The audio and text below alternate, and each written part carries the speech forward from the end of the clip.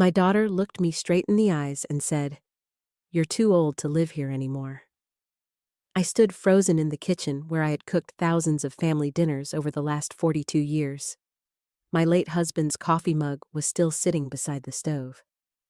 And somehow in that moment, I realized I was no longer a mother in Vanessa's eyes.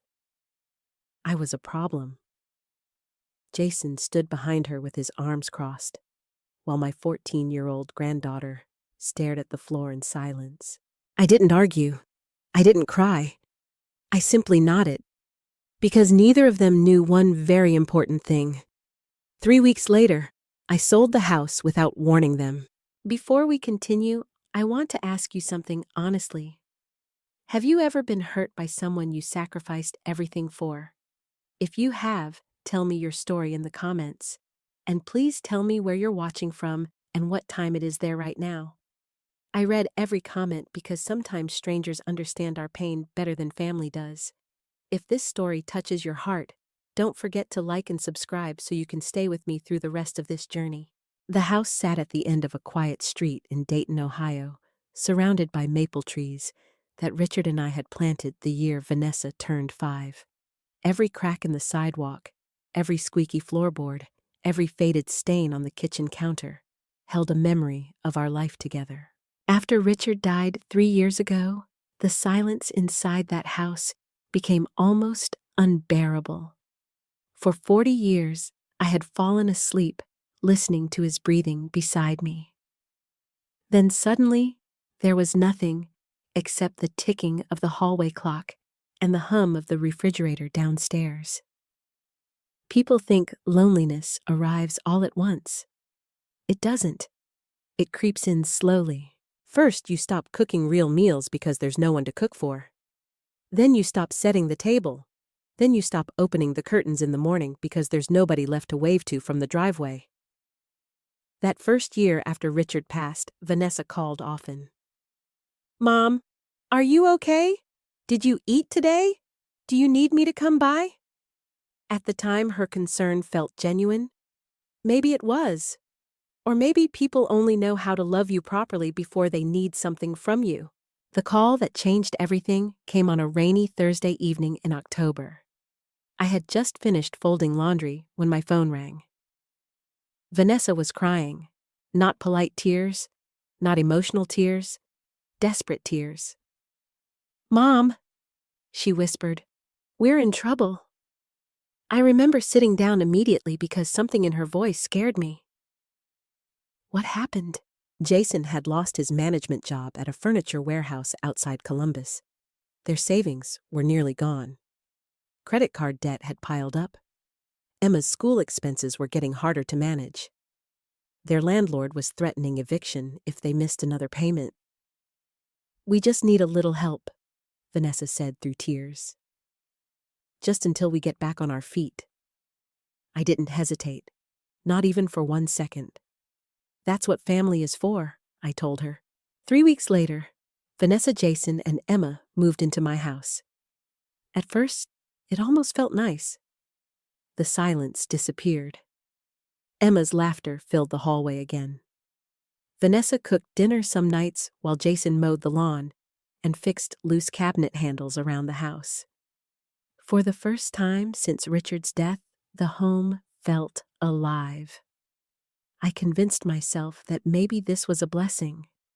Maybe God knew I needed people around me again. I gave Vanessa and Jason the master bedroom because Emma needed space for school, and because my knees made climbing the stairs painful some mornings. I moved into the smaller guest room at the end of the hall without complaint. "It's temporary anyway," Vanessa said while unpacking boxes. I smiled and nodded. I believed her. That winter, I paid almost every bill in the house: electricity, internet, groceries, water.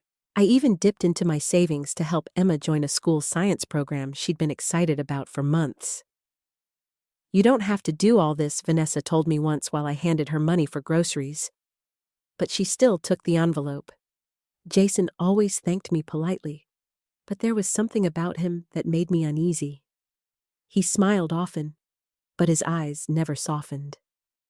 Richard used to say that a person's eyes always reveal their true character. Jason's eyes were always calculating. One afternoon, about 2 months after they moved in, I came downstairs and found him going through the kitchen drawer where I kept household paperwork. "Oh," he said casually, "I was looking for the water bill." Something about the way he quickly closed the drawer bothered me. Still, I ignored it. Because that's what mothers do. We ignore the uncomfortable feeling in our stomachs because admitting the truth would break our hearts. Little things started changing after that. Vanessa rearranged the living room furniture without asking me. Then she replaced my curtains because they looked old-fashioned. Then she started boxing up some of Richard's old books from the study. "We just need more space," she explained. I told myself not to be sensitive, not to overreact. But one afternoon, I walked into the garage and found several of Richard's tools stacked near the trash bins. My chest tightened immediately. "Vanessa," I said carefully, "those were your father's." She barely looked up from her phone. "They're rusty, Mom." I picked up one of Richard's old hammers and ran my thumb over the worn wooden handle. I could still picture him holding it while teaching Vanessa how to build a birdhouse when she was little. Nothing in that house was just an object to me. Everything meant something.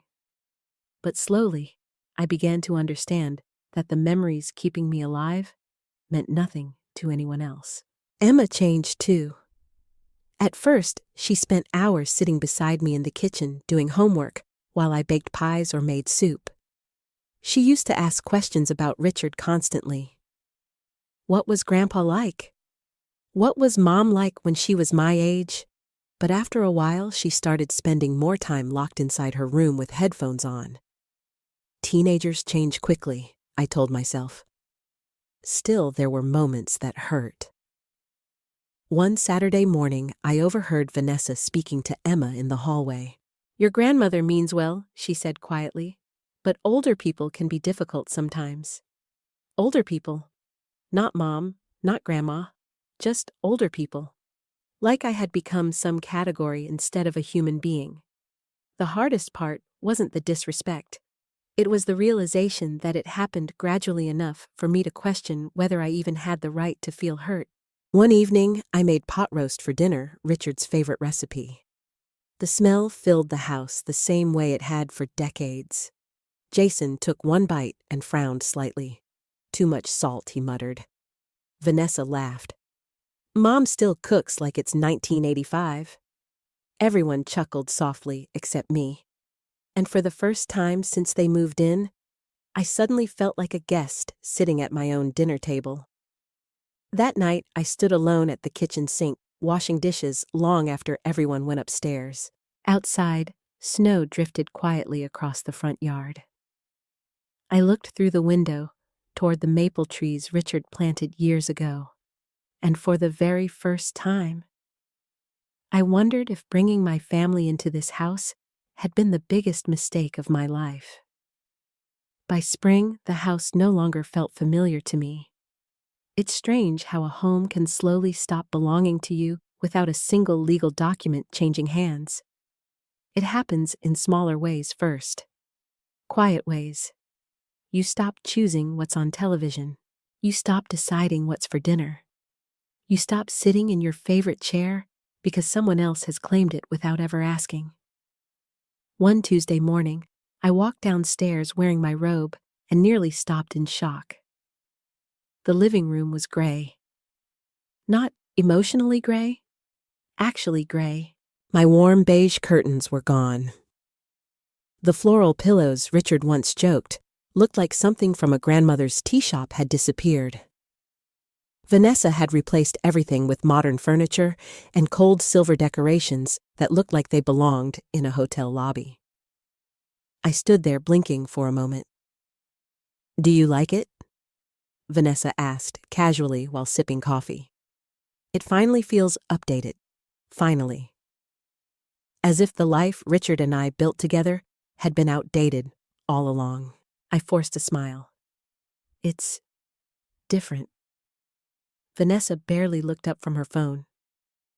Well, we all have to move forward eventually. That sentence stayed with me the entire day. Because I realized she wasn't talking about furniture. She was talking about me. A few weeks later, I came home from grocery shopping and found 2 large boxes sitting near the garage door. I recognized them immediately. Richard's books. Dozens of them. History books. Old novels. Gardening guides with folded pages and handwritten notes in the margins. He used to sit in his recliner every evening reading while classical music played softly in the background. "What's this?" I asked carefully. Vanessa shrugged while unloading dishwasher plates. "We needed shelf space upstairs." "For what decor?" I stared at her. Decor. 40 years of memories packed into cardboard boxes because decorative candles needed somewhere to sit. I carried the boxes back into my room myself. My knees hurt so badly afterward that I had to sit on the bed for 20 minutes with a heating pad pressed against my legs. Not one person offered to help. Not even Emma. That hurt more than I wanted to admit. Emma had become quieter around me lately, more distracted, more impatient. One afternoon, I knocked softly on her bedroom door, holding a plate of chocolate chip cookies. "Want some?" Without removing her eyes from her phone, she said, "I'm trying not to eat sugar." I stood there awkwardly for a moment before nodding. "Okay, sweetheart." As I turned away, I heard her whisper something into her headset. "My grandma still thinks cookies fix everything." A few seconds later, laughter exploded through her headphones. Teenagers can be cruel without understanding they're being cruel. But that night, I cried anyway. Not because of the cookies, because it suddenly hit me that I was becoming invisible inside my own family. Jason became bolder over time, too. At first, he always asked permission before using things around the house, but gradually, he stopped asking. One morning, I opened the refrigerator and noticed several containers missing. "My friends came over during the game," Jason explained casually. "Hope you don't mind." Except those meals had been prepared for my entire week. Another time, I discovered he had moved Richard's old workbench out of the garage completely. "Needed more room for my gym equipment," he said. I stared at the empty spot where Richard used to spend entire weekends building bird feeders and fixing broken chairs for neighbors. The absence physically hurt. Sometimes I would stand in the garage just looking at the empty floor, like a widow visiting a grave. The worst moment came in early May. I had gone out to water the flowers near the porch when I realized the mailbox was open. Inside were several envelopes already torn open. One of them was from my bank. I walked inside immediately. "Did someone open my mail?" Jason didn't even look embarrassed. "I thought it might be important." My voice sharpened slightly. "It's illegal to open someone else's mail." He laughed softly, like I was overreacting. "Come on, Melody. We all live together." Something cold settled in my stomach then. Not anger, fear. Because I suddenly realized Jason no longer behaved like a guest in the house. He behaved like an owner. That same night, I overheard something that kept me awake until sunrise. I had gone downstairs for water around midnight when I heard voices in the kitchen. Vanessa and Jason. I almost announced myself before I heard Jason say, "If we refinance after the market improves, we could probably pull out at least 200 grand. Vanessa lowered her voice. "Not yet. Mom would panic." Jason chuckled. "She won't be around forever." The words hit me so hard I nearly dropped the glass in my hand. Silence followed. Then Vanessa sighed. "I just want things settled already." Settled, like my existence was some unfinished inconvenience delaying their future. I stood frozen in the dark hallway, barely breathing. Every instinct told me to walk into that kitchen and confront them immediately. But I didn't. Because when people finally reveal who they are, there's something terrifying about hearing the truth out loud. You can't pretend anymore after that. I quietly walked back upstairs and sat on the edge of my bed for hours, staring at Richard's side of the room. I kept thinking about Vanessa as a little girl. The way she used to run into my arms after school. The nights I stayed awake beside her bed when she had pneumonia at age 7. The sacrifices Richard and I made so she could attend college debt-free. Mothers spend decades believing love automatically creates loyalty.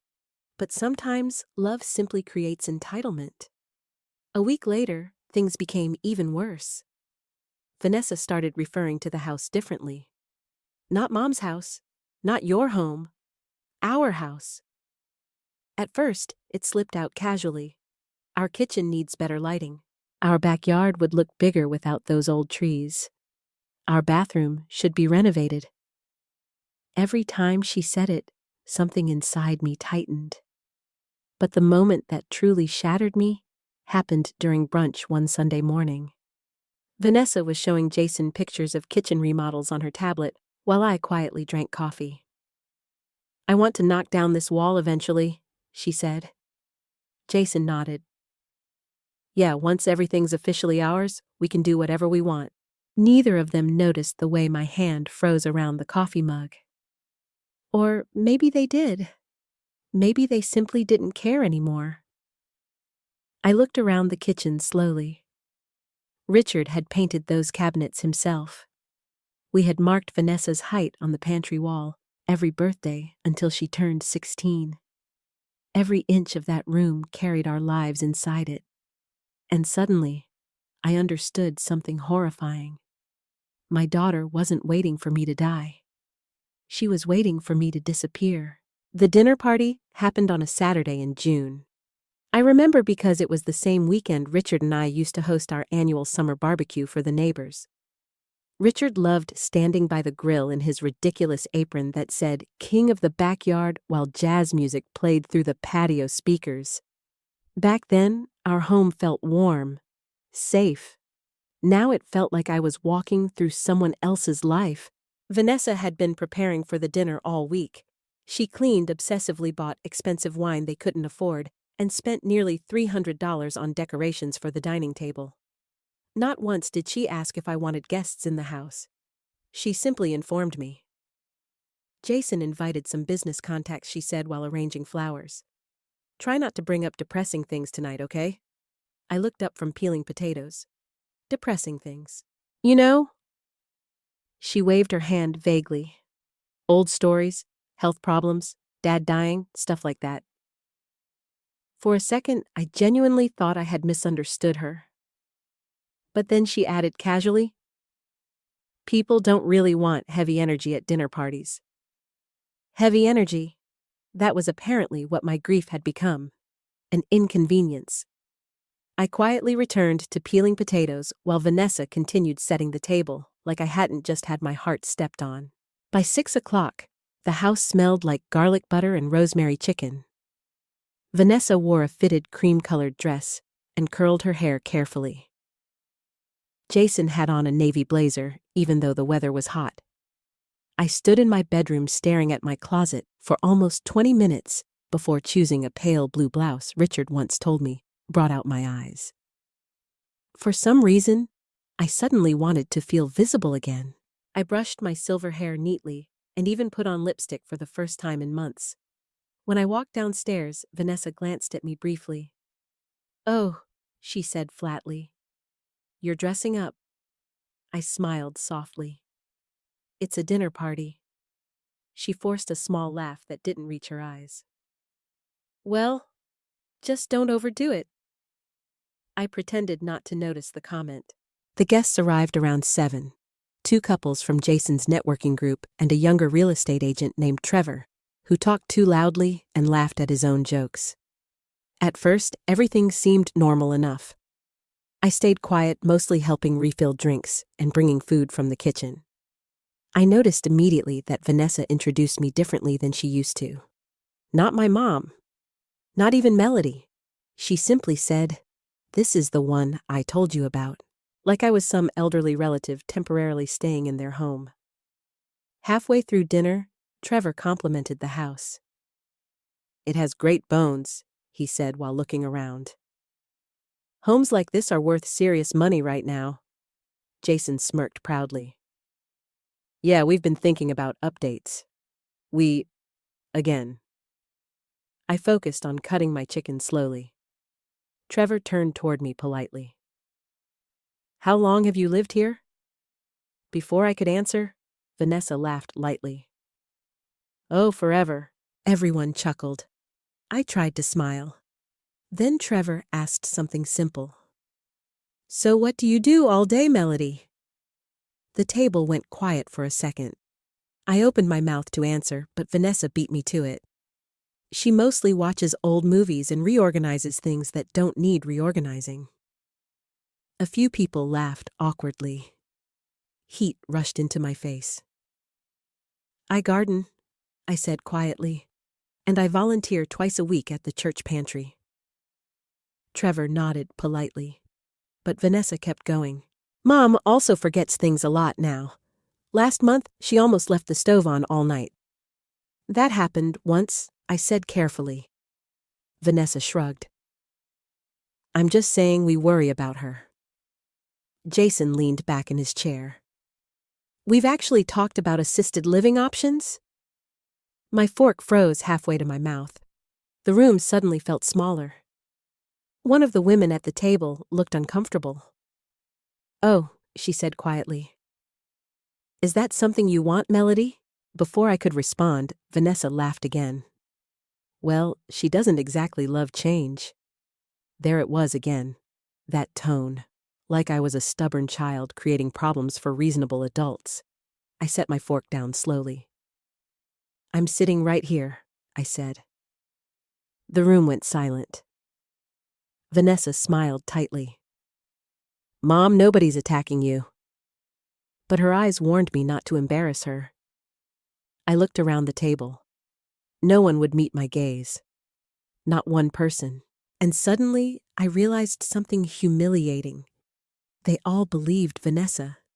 Because older women become invisible so gradually that people stop questioning how they're treated. Jason cleared his throat and changed the subject. But the damage had already been done.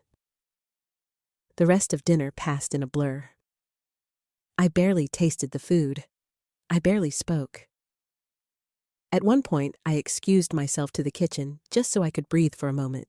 My hands shook while I stood at the sink pretending to rinse dishes. Then I heard footsteps behind me. Emma. For a second, hope flickered inside me. Maybe she came to comfort me. Maybe she noticed how hurt I was. But instead, she leaned against the counter awkwardly and whispered, "Mom says you shouldn't take things personally." I stared at her. She looked so much like Vanessa at 14 that my chest physically ached. "Do you think I'm too old to live here, Emma?" Her eyes widened immediately. "I didn't say that. But do you think it—" She hesitated. That hesitation shattered me more than any insult could have. Finally, she looked down. "I just think Mom's stressed." I nodded slowly. Of course, everyone always had a reason, a justification, an excuse. I turned back toward the sink because I couldn't let my granddaughter watch me cry. A few minutes later, the guests began leaving. I stayed hidden in the kitchen while Vanessa walked them to the front door, laughing loudly, sounding carefree and polished, and completely unlike the daughter I raised. When the front door finally closed, silence filled the house again. Then Vanessa walked into the kitchen and sighed dramatically. "Well, she said that actually went pretty well." I looked at her in disbelief. "You humiliated me tonight." Her expression hardened instantly. "Oh my God, Mom, everything doesn't have to become emotional. You talked about putting me in assisted living in front of strangers. We were joking. It didn't feel like a joke." Vanessa rolled her eyes. "There you go again, as if pain itself had become annoying." I stared at my daughter for a long moment, trying desperately to find the little girl who used to crawl into my lap after nightmares. But she wasn't there anymore. Maybe she hadn't been for a very long time. Vanessa grabbed a wineglass from the counter. "You know what your problem is?" she said coldly. "You take every tiny thing personally because your entire world stopped when Dad died." I felt like someone slapped me. She immediately realized she'd gone too far. I saw it flash across her face. But instead of apologizing, she doubled down. "You need to move on, Mom." Then she walked upstairs without another word. I stood alone in the kitchen for a long time after that. The same kitchen where I had once kissed Richard while slow dancing barefoot after midnight. The same kitchen where Vanessa used to sit wrapped in blankets eating soup when she was sick. Now it felt colder than any place I had ever known. And upstairs, I could hear my daughter laughing with her husband, while I quietly cried where nobody could see me. After the dinner party, something inside me changed. Not dramatically. Not all at once. It was quieter than that, like a thread snapping deep inside my chest.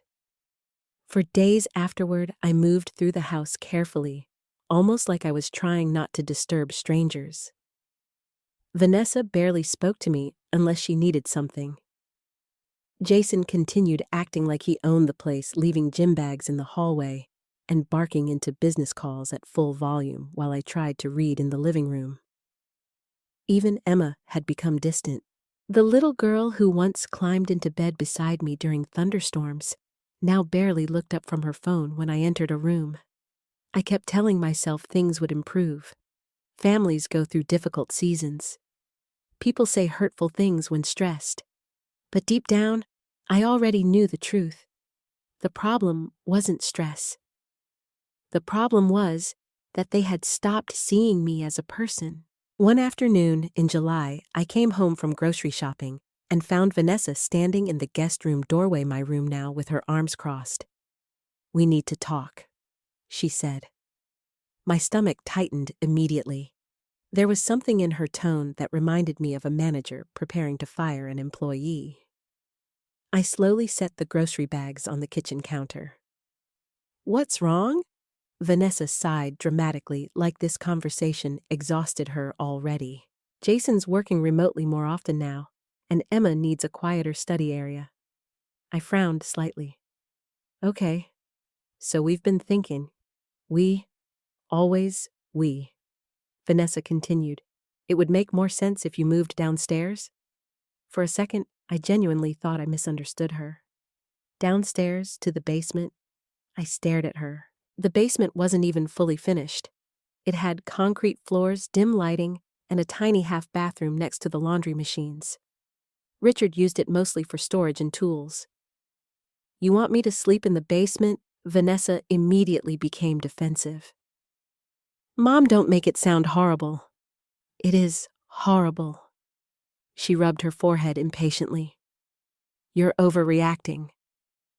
I looked at her carefully, searching for even a trace of guilt. There was none. Only irritation, like my feelings were creating unnecessary complications. "I gave you the master bedroom," I said quietly. "And we appreciated that. Past tense. Appreciated. Like generosity had an expiration date." Vanessa leaned against the wall. "You don't need that much space anymore anyway." The sentence hit me harder than she realized. Because older people hear that phrase constantly. You don't need much anymore. You don't need the big room. You don't need the house. You don't need independence. You don't need dignity. Little by little, the world starts shrinking your existence until you barely fit inside your own life. "I'm not moving into the basement," I said firmly. Vanessa's jaw tightened instantly. "See, this is exactly what I mean. What do you mean you refuse to adapt?" I almost laughed from disbelief. Adapt? I had sacrificed nearly everything since they moved in. My privacy, my savings, my comfort, my peace, and somehow I was still the selfish one. Jason walked into the kitchen halfway through the conversation, immediately sensing tension. "What's going on?" Vanessa folded her arms. Your mother refuses to compromise. Your mother. Not Mom. Not Melody. Just your mother. Jason sighed heavily like he'd been dragged into an exhausting workplace issue. Melody, we're trying to make this arrangement work long-term. Long-term. There it was. The truth finally slipping out. I stared at both of them. You said this was temporary. Vanessa avoided my eyes for a split second. Well, circumstances changed. No, their intentions changed. Or maybe they never intended to leave at all. I suddenly felt cold despite the summer heat outside. I think I need some air, I whispered. Vanessa threw her hands up dramatically. There you go again, acting like a victim. Victim. The word echoed painfully inside my chest. I grabbed my purse and walked outside before they could see the tears forming in my eyes. The moment I sat inside my car, I broke down completely. Not graceful crying, not quiet tears. The kind of crying that leaves your chest aching and your hands shaking against the steering wheel. I drove aimlessly for nearly an hour before ending up at the cemetery where Richard was buried. I hadn't visited in weeks. The guilt hit me immediately. Fresh flowers surrounded nearby graves, while Richard's stone sat beneath the summer sun with only fading carnations beside it. I'm sorry, I whispered while kneeling beside him. Then the words came pouring out. Everything. The dinner party. The basement. The disrespect. The loneliness. I don't understand what happened to our daughter. I cried softly. The wind moved gently through the cemetery trees. For one painful moment, I almost expected Richard to answer me the way he always used to. Calmly, wisely, steady. Instead, there was only silence. Eventually, I wiped my face and sat quietly beside the grave until sunset painted the sky orange and gold.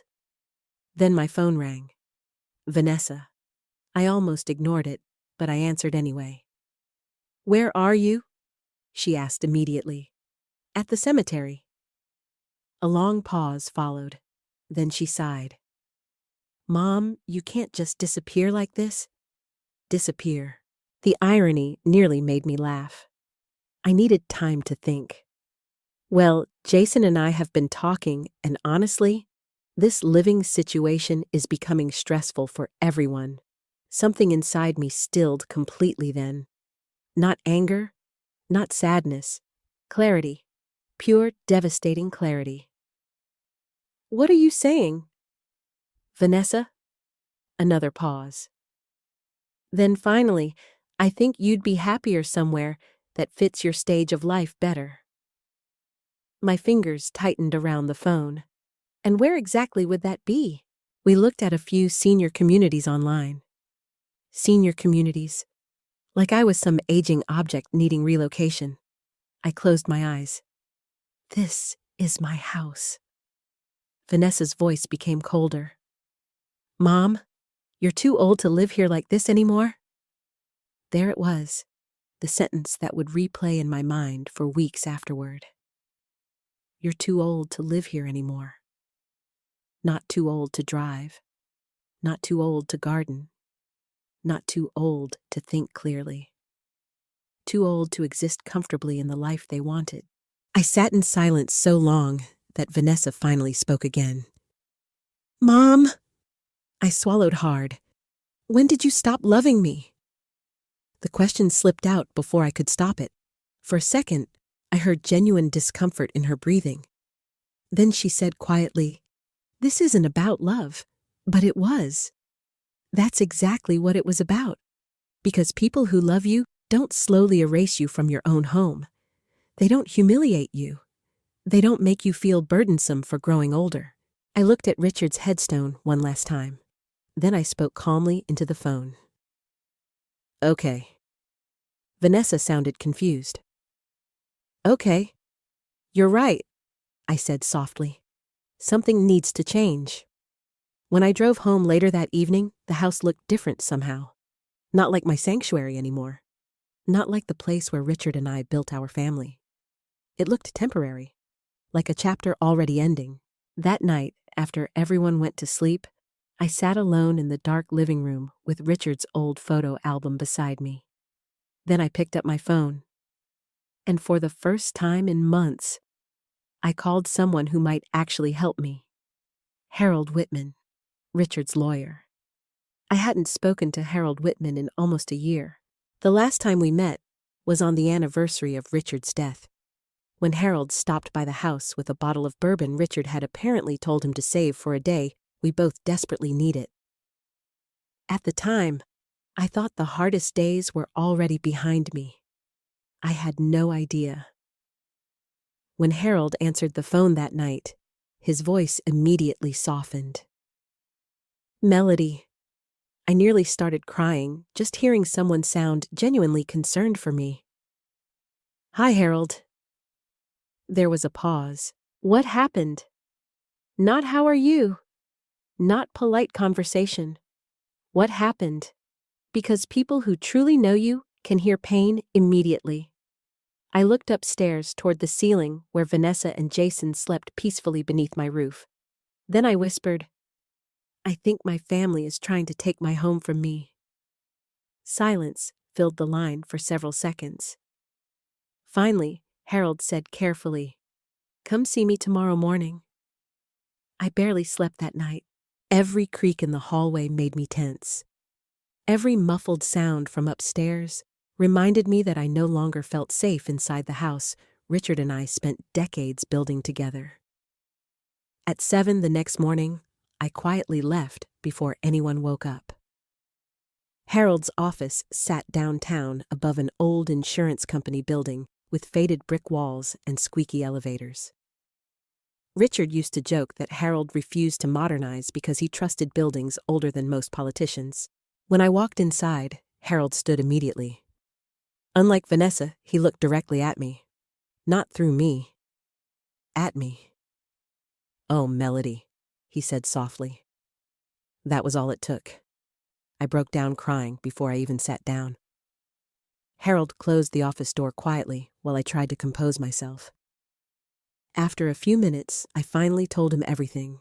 The comments, the humiliation, the basement, Jason opening my mail, Vanessa talking about assisted living. Harold listened without interrupting once. But the more I spoke, the darker his expression became. When I finally finished, he leaned back slowly in his chair. Have they asked you to sign anything? The question startled me. No. Any loan documents, property paperwork, power of attorney, no? He nodded slowly. Good. Fear curled in my stomach. Why are you asking me that? Instead of answering immediately, Harold opened a large filing cabinet beside his desk and pulled out several folders. Then he placed one carefully in front of me. Richard planned very carefully before he passed away. I stared at the folder. My hands suddenly felt cold. Harold opened the paperwork and pointed toward the deed. The house is solely yours, Melody. Completely. Richard transferred everything properly years ago. I blinked at him. I know the house is mine.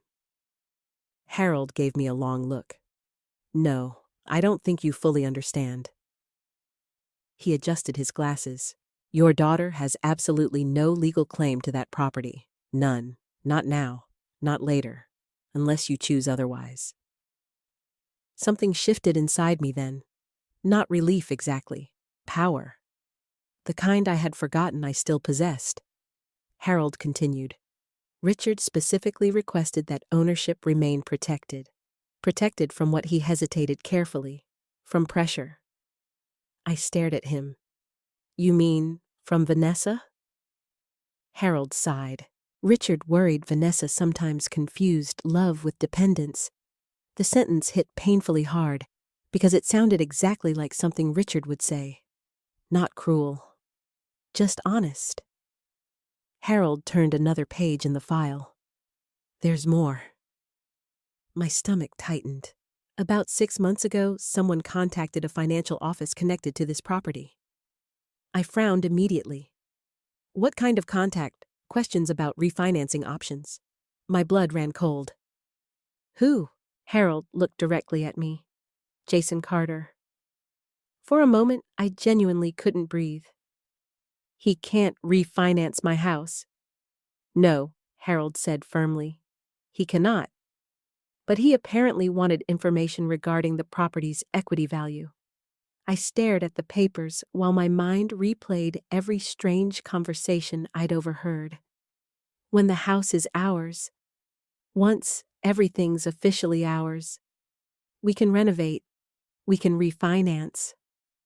Oh my God, they weren't just disrespecting me. They were planning their future around my home. Harold's voice softened slightly. Melody, has Jason ever pressured you financially? No, but he's accessed your mail. Yes, and Vanessa. I laughed bitterly. My daughter thinks I belong in a basement. Harold removed his glasses slowly. I'm going to tell you something difficult. I nodded weakly. You need to stop assuming these people are thinking like family. The sentence cut deeper than anything else that morning, because part of me still wanted to believe there had been some misunderstanding. Stress, financial pressure, temporary behavior. But Harold was looking at the situation clearly, without emotion, without denial. You think they're waiting for me to die, I whispered. Harold chose his words carefully. I think they became very comfortable imagining this house as theirs. Tears burned my eyes again, not because I was shocked anymore, because deep down, I already knew. I just needed someone else to say it aloud. Harold handed me a tissue before continuing. You have options. I looked up slowly. What kind of options? You could legally remove them from the property. The idea alone made me nauseous. Evict my own daughter. How had my life become this? Harold seemed to sense my panic. I'm not telling you what to do today. I'm simply telling you the truth. He leaned forward slightly. You are not powerless, Melody. Nobody had said those words to me in a very long time. Not powerless. I sat silently for several moments before asking the question that terrified me most. What if Vanessa hates me forever? Harold's expression softened sadly. Melody, someone who truly loves you doesn't slowly erase you from your own life. The room fell quiet again. Then Harold opened another drawer and pulled out a smaller envelope. Richard left additional instructions for me, he said carefully. Not legal instructions, personal ones. My chest tightened instantly. What kind of instructions? He told me that if you ever started doubting your own worth? Harold placed the envelope gently in front of me. I should give you this. My hands trembled as I looked down at Richard's handwriting on the front. For Melody, only when she truly needs it. I couldn't open it yet. Emotion clogged my throat too tightly. Harold gave me time to breathe before speaking again. In the meantime, I want you to protect yourself financially immediately. What do I need to do? First, secure all important documents. Second, monitor your accounts carefully. Third, he paused. You need to decide whether this house is still emotionally safe for you. Emotionally safe. I thought about the basement conversation, the dinner party, the way Vanessa's eyes hardened every time I expressed pain. And suddenly, something terrifying became clear to me. Even if they apologized tomorrow, I would never fully trust them again. Because once someone shows you how easily they can dehumanize you, you never forget it. Harold walked me to the office door 2 hours later. Before I left, he touched my shoulder gently. Richard loved you deeply, Melody. Don't dishonor that love by letting yourself be treated like a burden. I nodded silently. Then I drove home with Richard's unopened letter sitting on the passenger seat beside me. For the first time in months, I wasn't driving home feeling helpless. I was driving home knowing a truth my daughter didn't realize yet. The house she thought she controlled still belonged entirely to me. I didn't open Richard's letter right away. For 3 days, it stayed hidden inside my dresser drawer, beneath my sweaters, like something sacred I wasn't emotionally ready to touch. Part of me was afraid, because once I opened it, I knew there would be no returning to denial.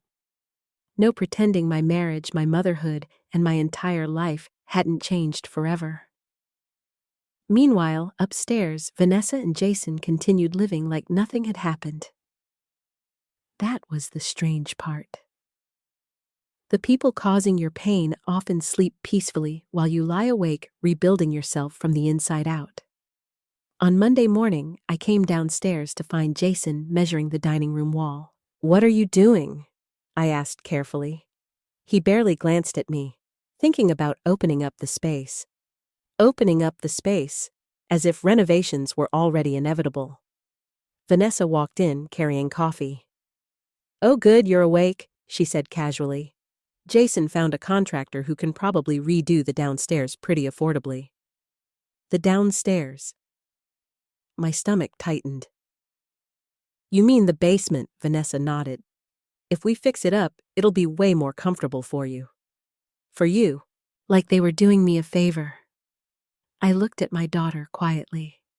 A year ago, this conversation would have shattered me completely. Now, something else was happening instead. Distance. Not physical distance, emotional distance. Like my heart had finally become too exhausted to keep begging for tenderness. "I'm not moving downstairs," I said calmly. Vanessa sighed dramatically. "Mom, why do you have to make everything difficult?" There it was again. Every boundary became difficulty. Every emotion became drama. Every act of self-respect became selfishness. Jason set down the measuring tape. "We're just trying to think long-term here." I almost laughed. Long-term. They still believed they were planning a future inside my house. The realization gave me a strange sense of calm. Because for the first time, I held information they didn't. That afternoon, after everyone left the house, I finally called Linda Foster. Linda and I had known each other nearly 25 years. Before becoming a real estate agent, she used to attend church with Richard and me. She had eaten Thanksgiving dinner in my home more times than I could count. When she answered the phone, her cheerful tone faded immediately after hearing my voice. "Melody, honey, are you okay?" I swallowed hard. "I need to ask you something confidential." An hour later, I sat across from Linda inside a small cafe near downtown Dayton, while rain tapped softly against the windows. I told her everything. Not just the legal situation, the emotional one, the humiliation, the fear, the feeling of becoming invisible inside my own family. By the time I finished speaking, Linda looked furious. "That daughter of yours has lost her mind," she muttered. I looked down at my coffee. "She's still my daughter." Linda softened immediately. "I know. That was the hardest part. No matter how deeply your child hurts you, some part of your heart still protects them automatically." Linda leaned forward carefully. "So what exactly are you thinking?" The question hung heavily between us, because saying it aloud would make it real. I took a shaky breath. "I want to sell the house." Linda blinked. Then she sat back slowly. "Are you sure?" "No," I admitted honestly. "But I know I can't keep living like this." Tears burned behind my eyes again. "I feel like I'm disappearing in my own home." Linda reached across the table and squeezed my hand. "You deserve peace, Melody. Peace." The word almost broke me. I couldn't remember the last time my home felt peaceful. Linda opened her tablet carefully. The market's strong right now. Your property would sell quickly. Something painful twisted inside my chest hearing my home discussed like an asset. But at the same time, maybe that's exactly what I needed. To stop treating the house like a shrine to my suffering? Linda hesitated before asking her next question. Do Vanessa and Jason know you're considering this? I looked directly at her. No. The silence that followed felt enormous. Melody, Linda said slowly, if you do this, things are going to explode. I nodded. I know. And once you sell, there's no undoing it. I stared out the cafe window at the rain. Neither is what they've done to me. That night, after everyone went to sleep, I finally opened Richard's letter. My hands trembled so badly I almost tore the envelope crookedly.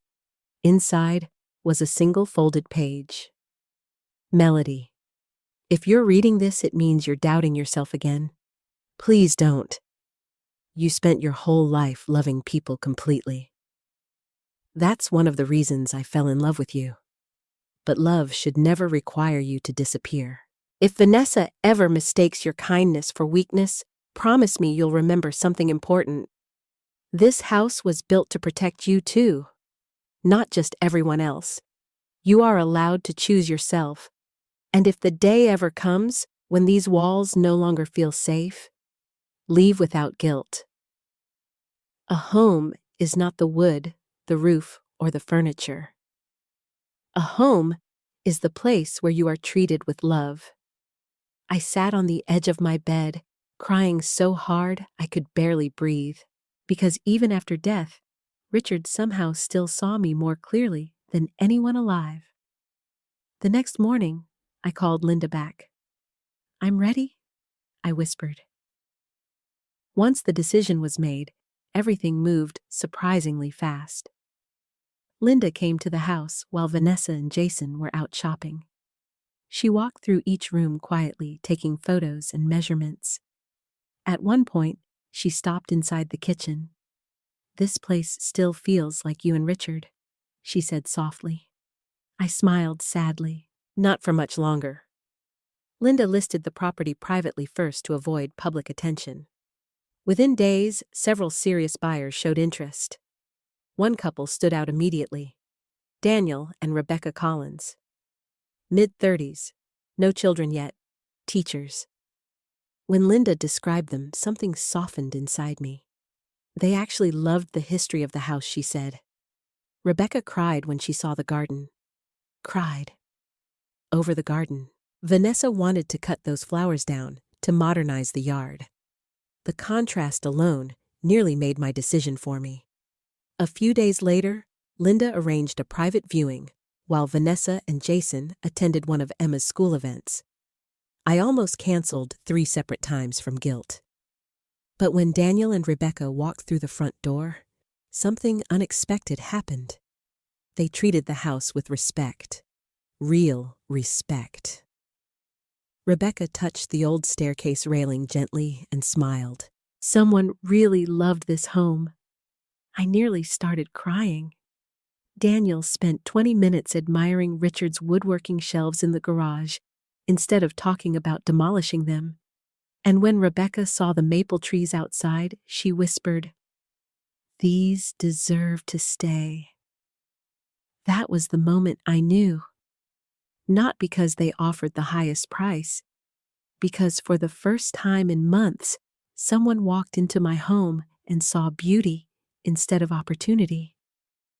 2 days later, I accepted their offer. The closing date was set quietly and quickly, and upstairs, Vanessa continued browsing renovation ideas online, completely unaware that the house she planned to redesign no longer belonged to her future. After I accepted Daniel and Rebecca's offer, I expected to feel guilty. Instead, I felt strangely calm. Not happy, not triumphant. Just calm. Like I had finally stopped fighting reality. For months, I had spent every waking moment hoping Vanessa would suddenly become the daughter I remembered. I kept waiting for some magical moment of realization where she would see my pain and rush into my arms, apologizing. But that moment never came. Because people only change when they want to, and Vanessa didn't think she was doing anything wrong.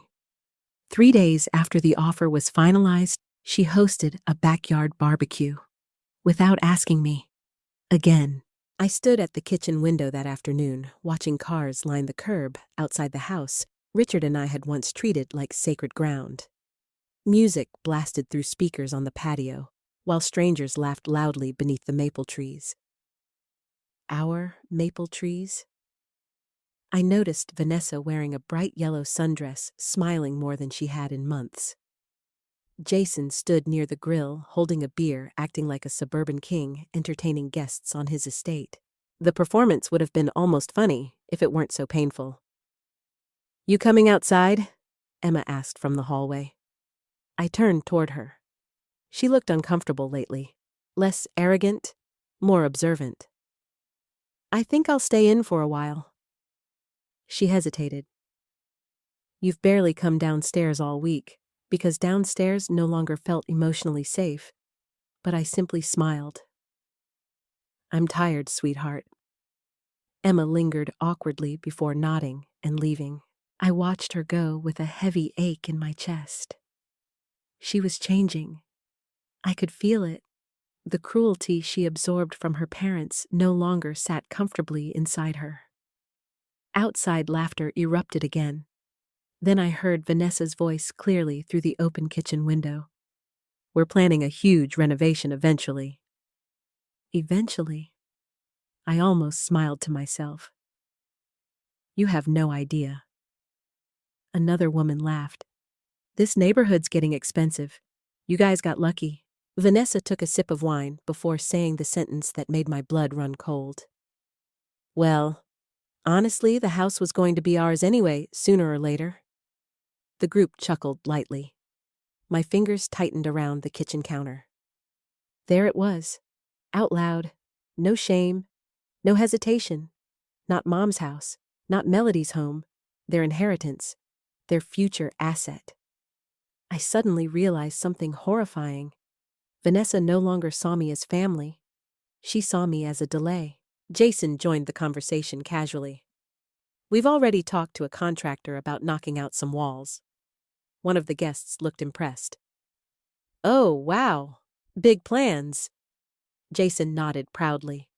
"Yeah, this place needs modernization badly." Modernization. That word again. As if decades of love memories and family history were outdated decorations cluttering up their vision. I quietly stepped away from the window because I physically couldn't listen anymore. A few minutes later, Emma walked into the kitchen looking upset. "They're being loud," she muttered. I glanced at her carefully. "You okay?" She shrugged. "Mom's friends are annoying." That almost made me smile. Teenagers always notice hypocrisy before adults do. Emma opened the refrigerator and grabbed a soda. Then she hesitated before speaking again. "Mom said they might turn your room into a home office." The words landed softly this time. Not because they hurt less, because I already knew. "Oh," I said calmly. Emma frowned. "You're not mad?" I looked at my granddaughter carefully. For the first time in months, I saw uncertainty in her eyes. Not cruelty, confusion, maybe even guilt. "I think people say careless things sometimes," I answered quietly. Emma looked down at the soda can in her hands. "Mom says you take everything too personally." I studied her face for a moment. "You know," I said gently, "when someone gets older, they start hearing that sentence a lot." Emma looked up. "What sentence? That they're too emotional, too sensitive, too difficult?" I smiled sadly. Eventually, people start using those words anytime an older person asks to be treated kindly. Emma didn't answer, but I could tell she was listening carefully. Outside, music blasted louder. Then Jason's voice carried through the screen door again. We'll probably redo the entire backyard too. Maybe put in a fire pit. I almost laughed. He was redesigning a property he didn't own. Emma suddenly spoke again. Grandpa built that garden himself, didn't he? My throat tightened immediately. Yes. She stared toward the backyard through the window. I remember him teaching me how to plant tomatoes. It was the first time in months she had voluntarily mentioned Richard. Something fragile shifted between us then. Not healing exactly, but possibility. A little later, I finally stepped outside carrying a tray of lemonade because old habits die hard. I spent my entire life serving people I loved. Vanessa spotted me immediately. "Oh, good," she called loudly. Mom finally decided to join civilization. Several people laughed politely. I smiled tightly and kept walking. As I handed drinks around, I overheard pieces of conversation floating through the air. Perfect location. Property value keeps rising. You guys could make a killing if you ever sell? Vanessa laughed confidently. Oh, trust me. We're thinking long-term with this place. Long-term? The irony almost burned my tongue. Then something happened that made my stomach twist. One of Vanessa's friends wandered toward the garage where several boxes still sat stacked near the wall.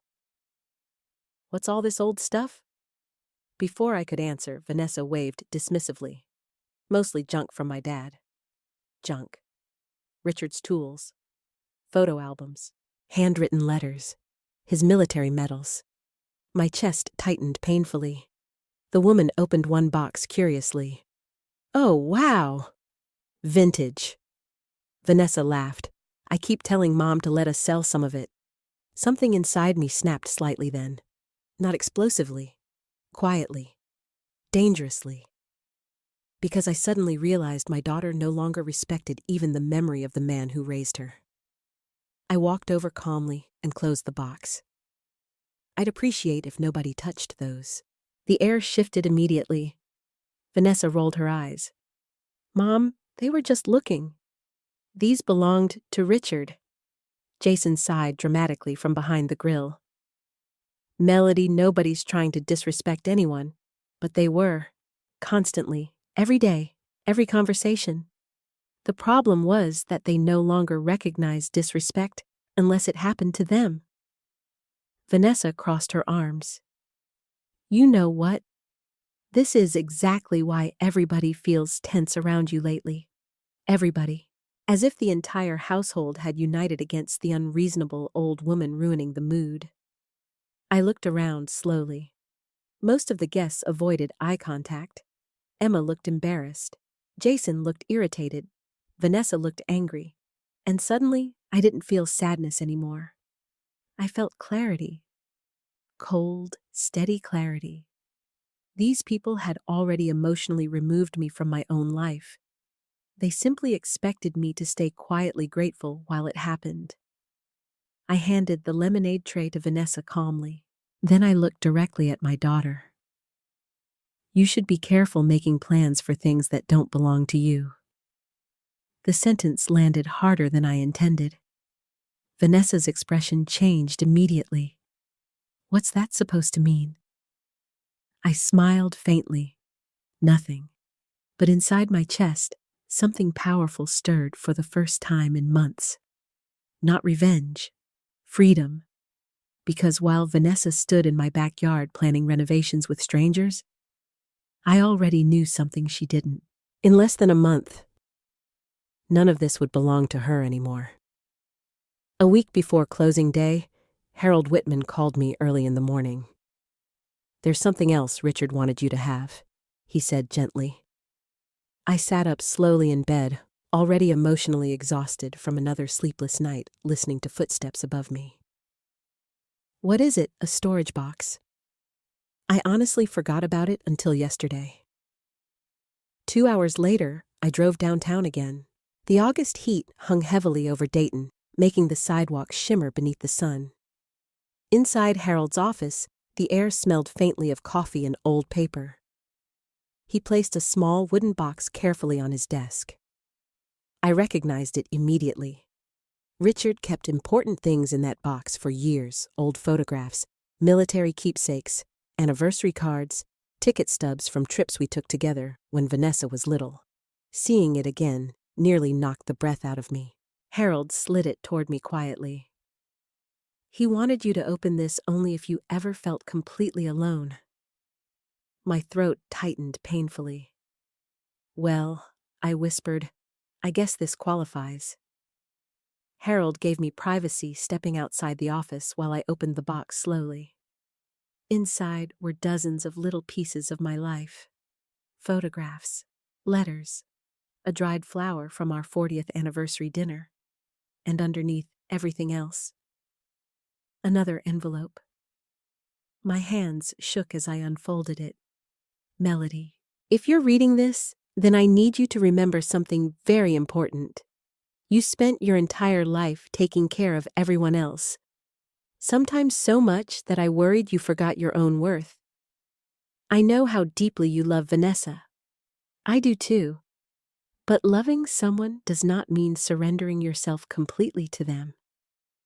If our daughter ever makes you feel small inside the home we built together, promise me you will not stay silent out of guilt. A parent's job is to raise a child with love, not to spend old age begging that child for kindness. I chose you every day for 42 years because you were the strongest woman I ever knew. Please, don't forget that after I'm gone. And one more thing. If someone ever treats this house like a prize instead of a home, let it go without regret. You matter more than walls. I covered my mouth and sobbed, not graceful tears, not quiet crying, the kind that comes from years of exhaustion finally cracking open, because Richard understood me in ways nobody else ever had, even now, even after death. I sat there for a long time, holding the letter against my chest. Eventually, Harold returned quietly and handed me a tissue. He adored you, he said softly. I laughed weakly through tears. I forgot who I was after he died. Harold looked at me carefully. No, he said. You forgot who you were after people stopped treating you like you mattered. The truth of that sentence settled heavily inside me. On the drive home, I kept replaying Richard's words over and over. You matter more than walls. Maybe that was why I suddenly stopped feeling guilty about selling the house. Because the house had already stopped being a home long ago. Not when Richard died. When love disappeared from it. That evening, I found Vanessa sitting at the kitchen island, scrolling through renovation pictures again. Look at this backsplash, she said without looking up. It would completely transform the kitchen. I stared at her for a moment. She had no idea I had just spent the afternoon crying over her father's final words. No idea I was grieving both my husband and the daughter sitting 3 feet away from me. Looks expensive, I said quietly. Vanessa shrugged. It'll be worth it long term. Long term. Again. I almost pitied her then. Almost. Emma walked into the kitchen a few minutes later carrying a school supply list. Mom, I need new notebooks before Monday. Vanessa sighed immediately. Can it wait until next week? Emma frowned. School starts in 3 days. We're tight on money right now. I watched the exchange carefully. Vanessa and Jason still bought wine takeout and expensive gadgets constantly. Yet Emma's school supplies suddenly became negotiable. Without saying anything, I reached into my purse and handed Emma some cash. Get whatever you need, sweetheart. Emma looked relieved instantly. Thanks, Grandma. Vanessa's expression tightened. Mom, you don't have to undermine us. Undermine? As if helping my granddaughter prepare for school was some attack on parental authority. "I'm helping," I answered calmly. Vanessa crossed her arms. "That's exactly the problem. Emma's starting to expect you to rescue everything." The irony almost made me laugh out loud. Because rescuing everything was exactly what I had done for Vanessa her entire life. And now, she resented me for it. Emma quietly slipped away upstairs, sensing tension. The moment she disappeared, Vanessa lowered her voice. "You make me look irresponsible." I stared at her in disbelief. "You're upset because I bought notebooks?" "No, I'm upset because you keep acting like this is still your house to control." The sentence landed like ice water. "Still your house. Not even pretending anymore." I looked directly into my daughter's eyes. "It is my house."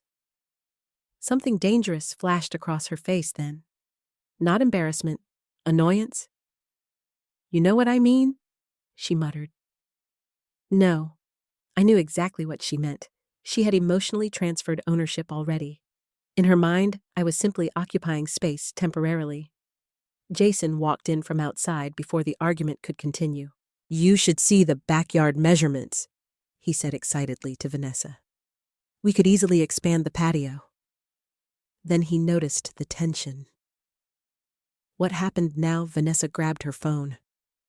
Nothing. Mom's being sensitive again. Sensitive. That word had become their favorite weapon. Anytime I expressed discomfort, pain, or boundaries, I became sensitive. I suddenly realized something terrifying.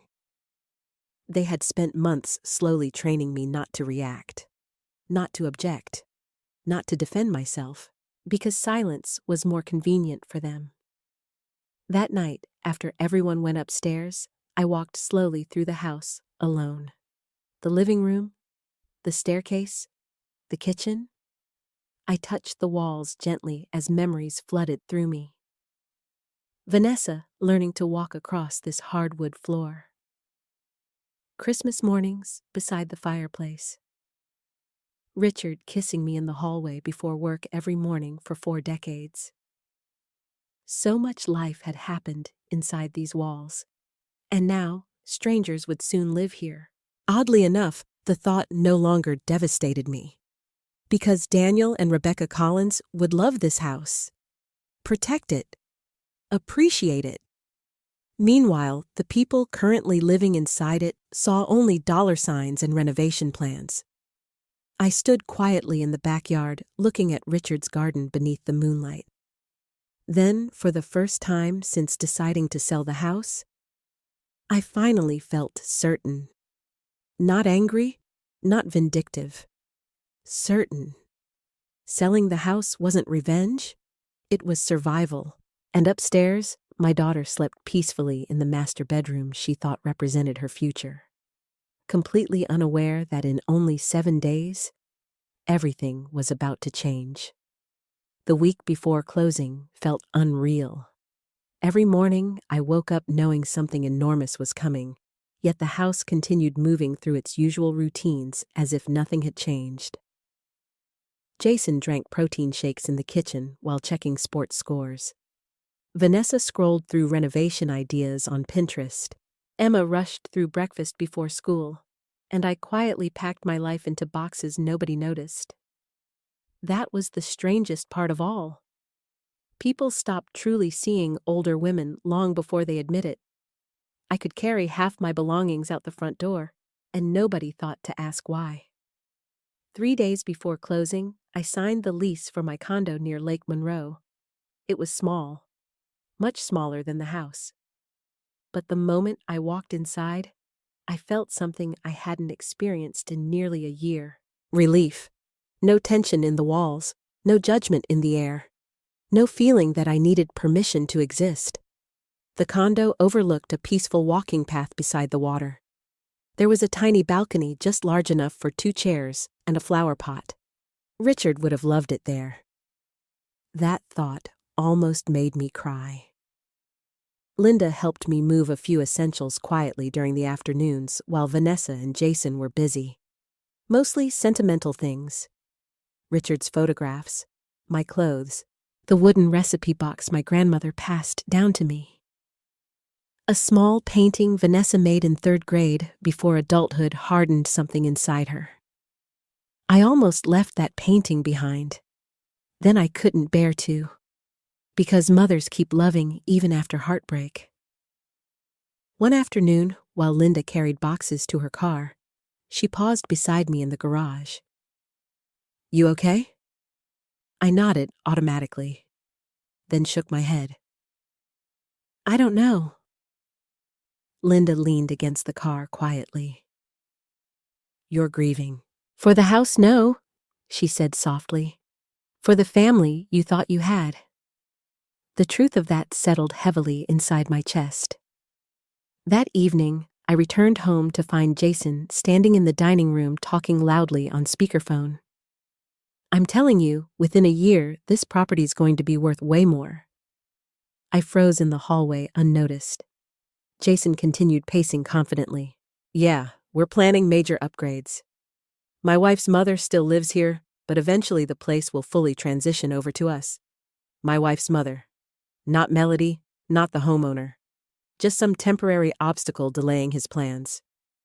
I quietly walked upstairs before he noticed me. Later that night, Emma knocked softly on my bedroom door. That alone surprised me. "Come in," I said gently. She stepped inside awkwardly, holding a folded hoodie in her hands. "I think this is yours." It was one of Richard's old Ohio State sweatshirts. I smiled faintly. "Thank you." Emma lingered near the doorway. Then finally she blurted out, "Are you moving out?" The question hit me so suddenly that I almost stopped breathing. "What makes you ask?" That I saw boxes in Linda's car? Children notice more than adults think. I sat quietly for a moment. "I'm figuring some things out." Emma looked down at the floor. "Mom says you've been acting weird lately." I almost laughed at the understatement. Instead, I asked carefully, "What do you think?" Emma hesitated. Then very softly, "I think everybody's angry all the time now." That sentence hurt because it was true. This house used to feel warm. Now every room carried tension like static electricity before a storm. Emma walked further into the room slowly. "Grandma, yes, did Mom always act like this?" The question shattered something inside me. Because I remembered Vanessa at 14. Funny, protective, sensitive. She used to cry over injured birds and volunteer to help elderly neighbors carry groceries. What happened to that girl, life pride Jason? Or had the selfishness always existed quietly beneath the surface, waiting for the right conditions to grow? No, I answered honestly. She wasn't always like this. Emma looked relieved hearing that, as if she needed proof her mother hadn't always been emotionally hard. Then she surprised me again. "I don't like how they talk to you sometimes." The room went silent. For months I had waited for someone in this family to acknowledge what was happening. And now it came from the person I expected least. I swallowed hard.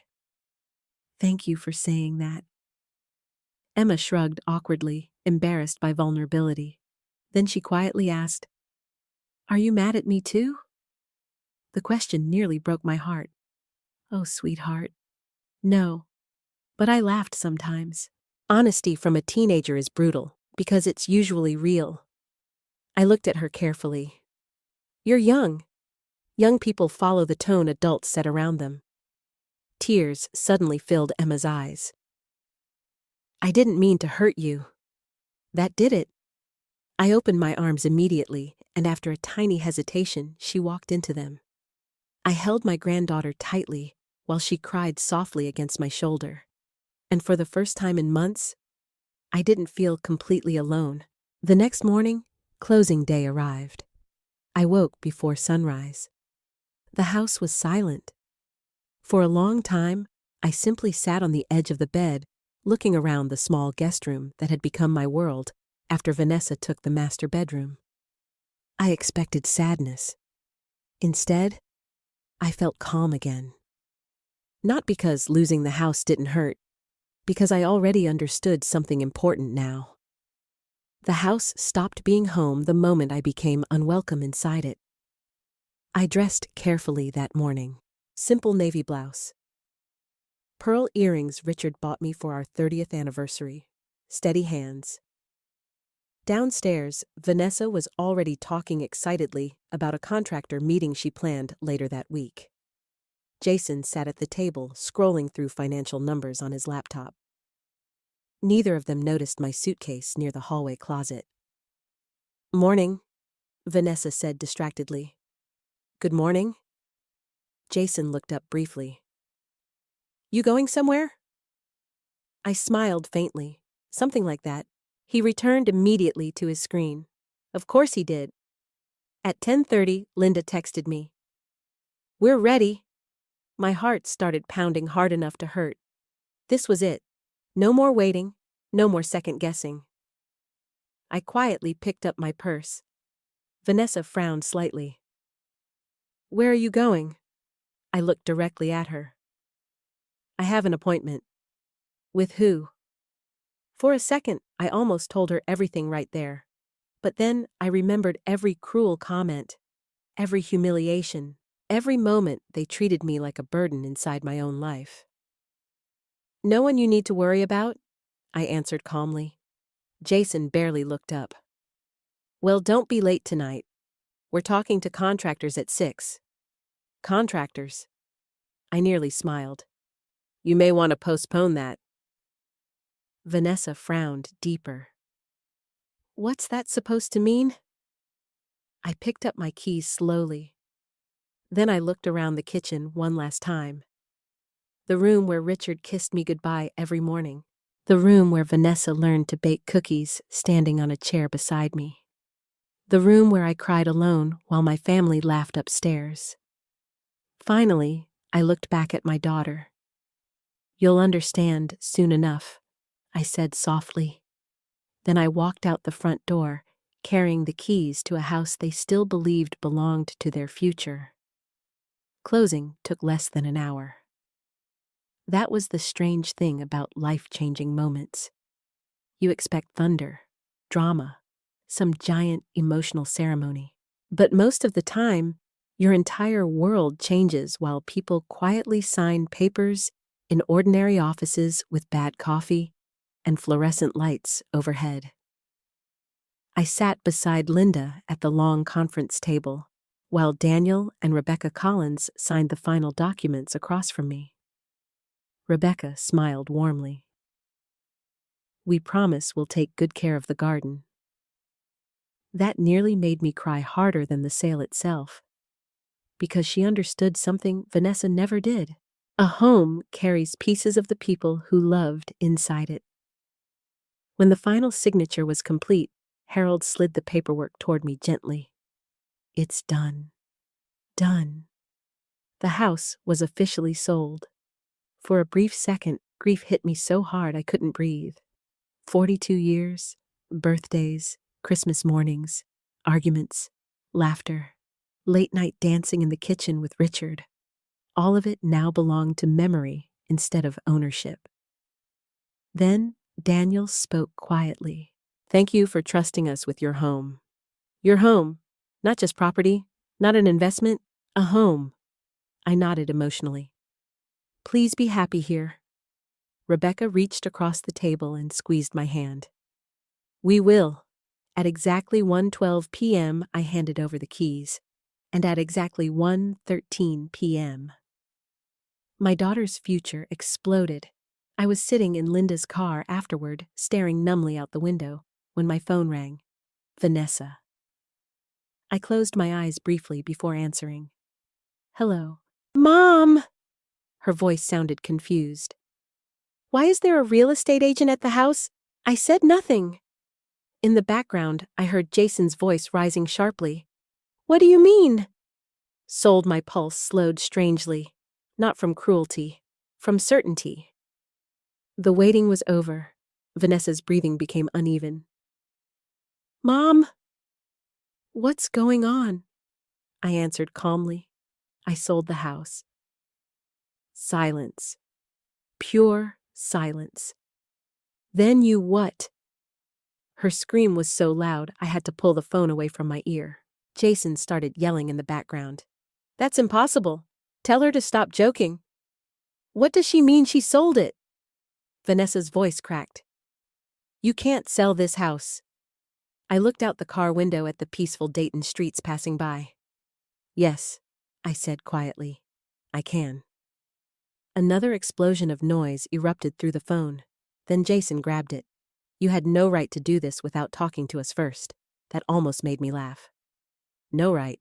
After months of treating me like a burden inside my own home, I finally spoke with more firmness than either of them had heard from me in years. It was never your house, Jason.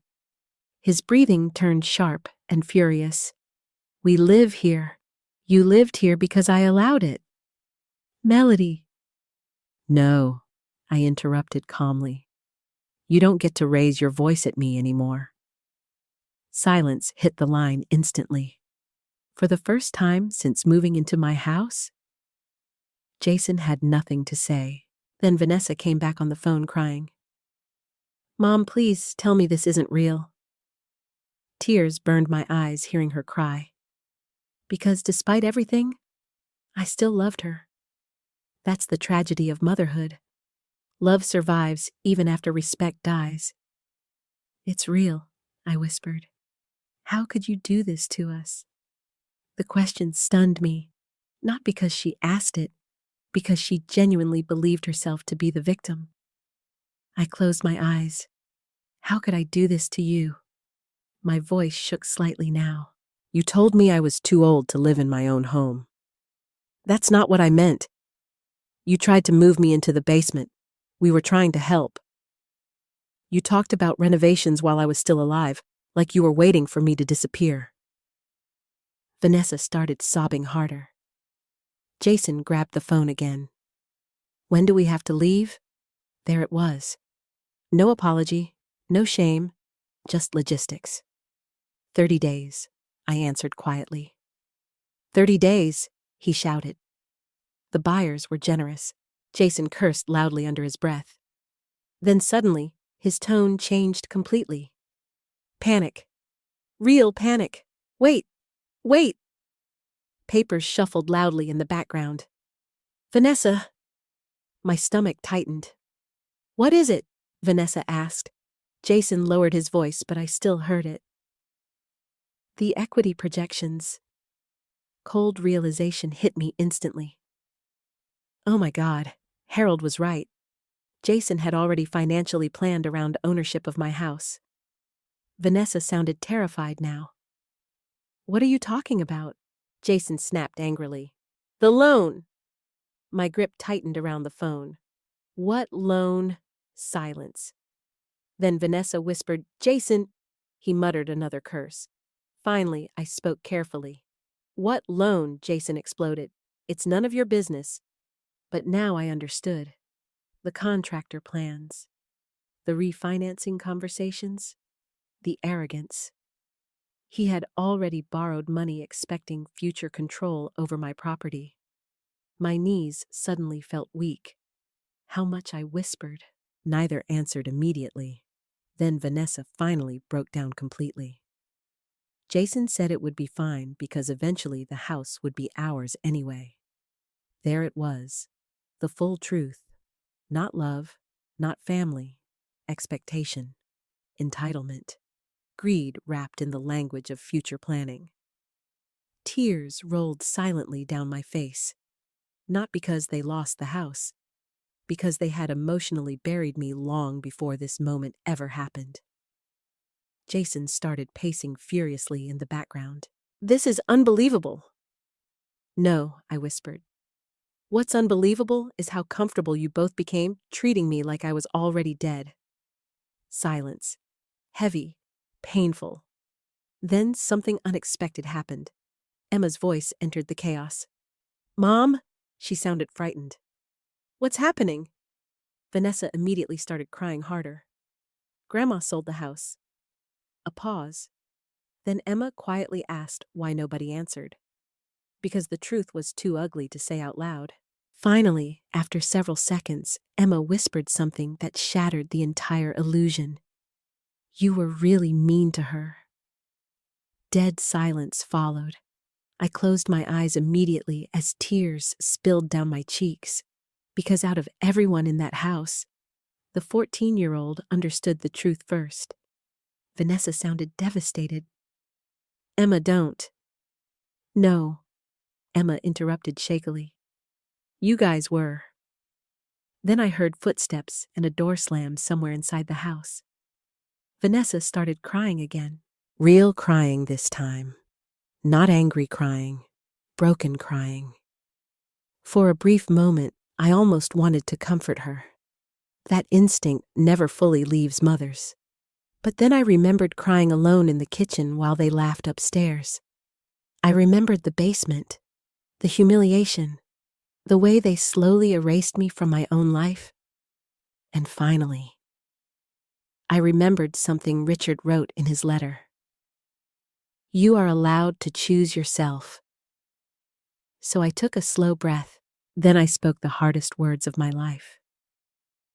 "I hope someday you understand why this happened." And before either of them could answer, I ended the call.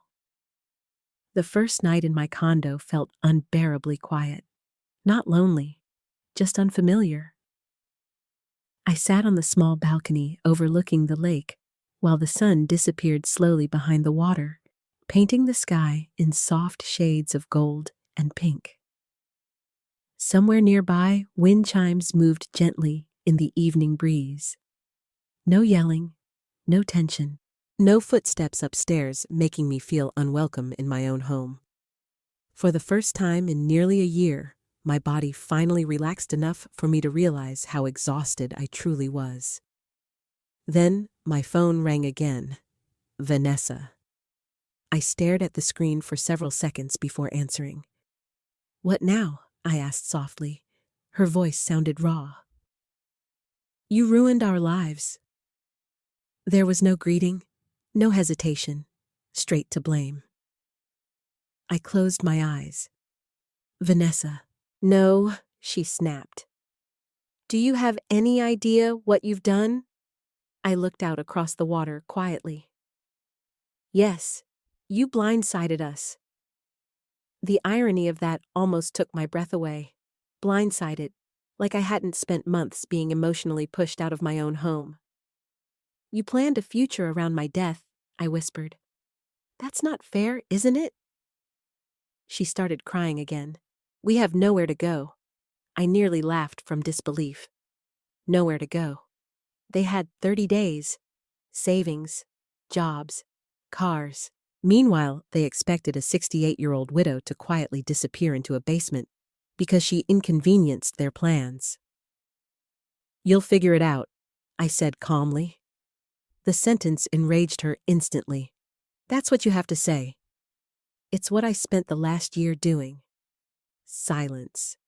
Then Jason's voice exploded loudly in the background. "Tell her about the bank." My stomach tightened immediately. Vanessa inhaled shakily. "Jason took out a business loan."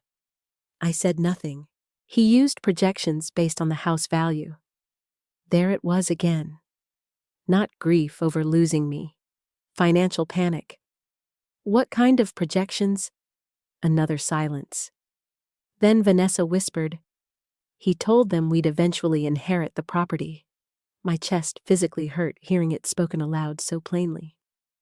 Not because I was shocked anymore. Because they truly built their future, assuming I would eventually stop existing. I leaned back slowly in my chair.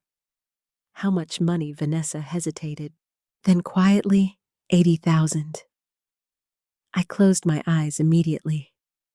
$80,000. Borrowed against a future that was never theirs. What did he spend it on? His consulting business? Consulting business? Jason's latest big opportunity that apparently involved expensive equipment, office expenses, and endless promises about future success. I remembered all the deliveries arriving at the house over the past few months. The new laptop, the office furniture, the expensive phone. My stomach twisted. You used my home as collateral in your minds before I was even gone. Vanessa started sobbing again. You don't understand the pressure we were under. I suddenly felt something unexpected. Anger. Real anger. Not sadness wrapped in disappointment. Pure anger. For 1 year, I said slowly, I paid your bills, fed your family, gave you my bedroom, sacrificed my privacy. And somehow, you still decided I was the obstacle in your life. Vanessa's breathing became uneven. You always make yourself the victim. That sentence settled something permanently inside me. Because no matter what they did, no matter how cruel they became, I would always somehow become responsible for their choices. I suddenly understood why so many older women disappear emotionally inside their families. Not because they're weak, because they become exhausted from constantly defending their right to basic dignity. I have to go, I said quietly. Mom, I genuinely hope you learned something from this someday. Then I ended the call again. The next morning, Harold called me. I assume they contacted you? I laughed bitterly. That obvious they've called my office 7 times? Jason sounds panicked. He should be. I frowned. What does that mean? Harold sighed. Melody, there are legal implications if he misrepresented financial expectations connected to the property. Cold fear slid through me. You mean fraud? I'm saying he made extremely reckless assumptions. I rubbed my forehead slowly. The last thing I wanted was legal destruction for Vanessa's family. Even now, even after everything, mothers are tragic that way. Harold seemed to read my thoughts immediately. You are not responsible for cleaning up consequences they created. I know, but emotionally, I wasn't sure I did know. That afternoon, there was a knock at my condo door. When I opened it, Emma stood there alone. Her backpack hung crookedly over one shoulder, and her eyes looked swollen from crying. Emma, I took the bus, she whispered. My heart cracked instantly.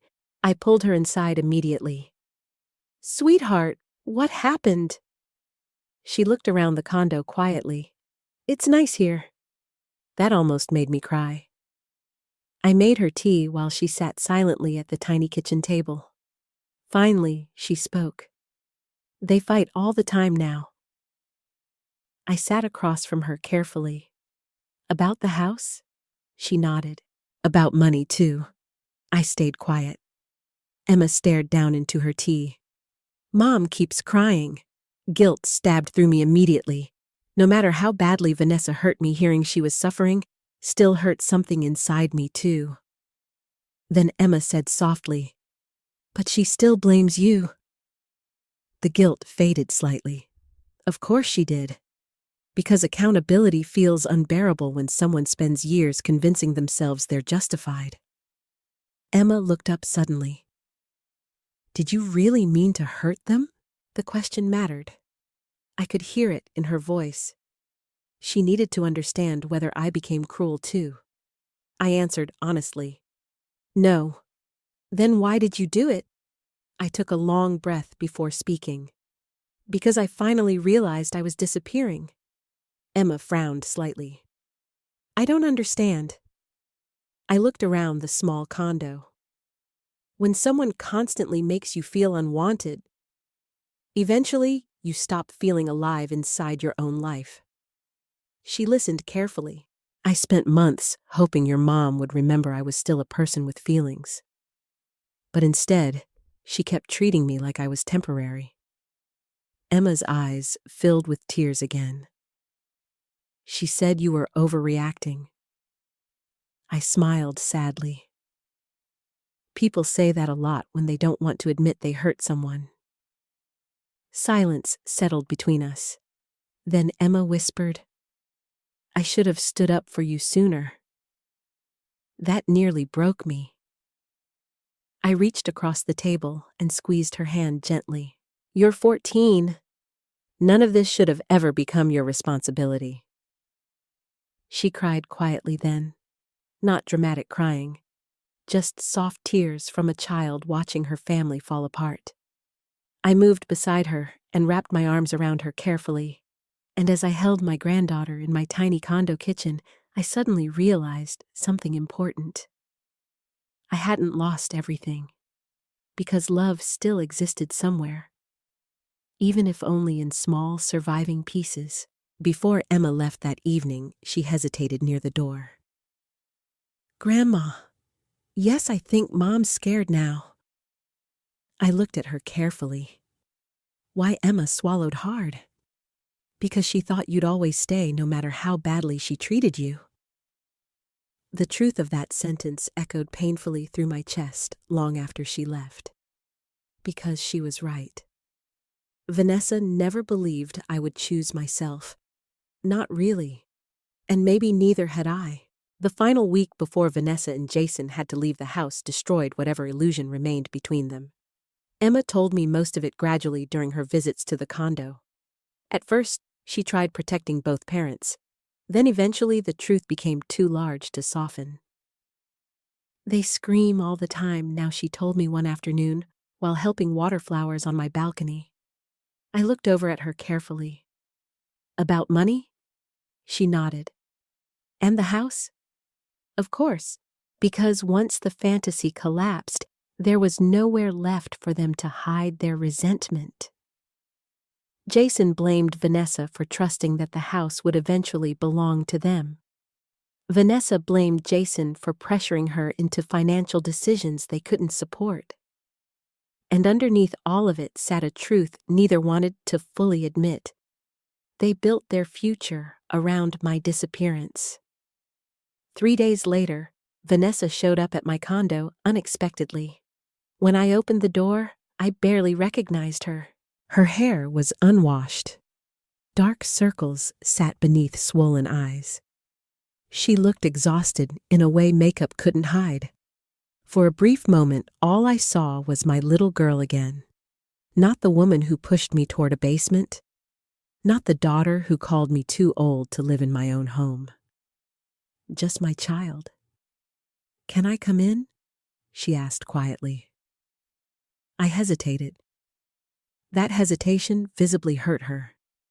And maybe she finally understood then what it felt like when love no longer felt safe. Still, I stepped aside. Vanessa walked slowly into the condo, looking around silently. "It's smaller than I imagined?" I almost smiled. "Yes, but peaceful." I nodded. "Very peaceful." She sat carefully at the kitchen table while I made coffee neither of us truly wanted. For several minutes, neither of us spoke. Then finally, Vanessa whispered Jason might declare bankruptcy. I stayed quiet. Not because I didn't care, because I no longer knew how to comfort someone who spent months refusing to see my pain. Vanessa wrapped trembling hands around the coffee mug. "He's furious at me." That surprised me slightly.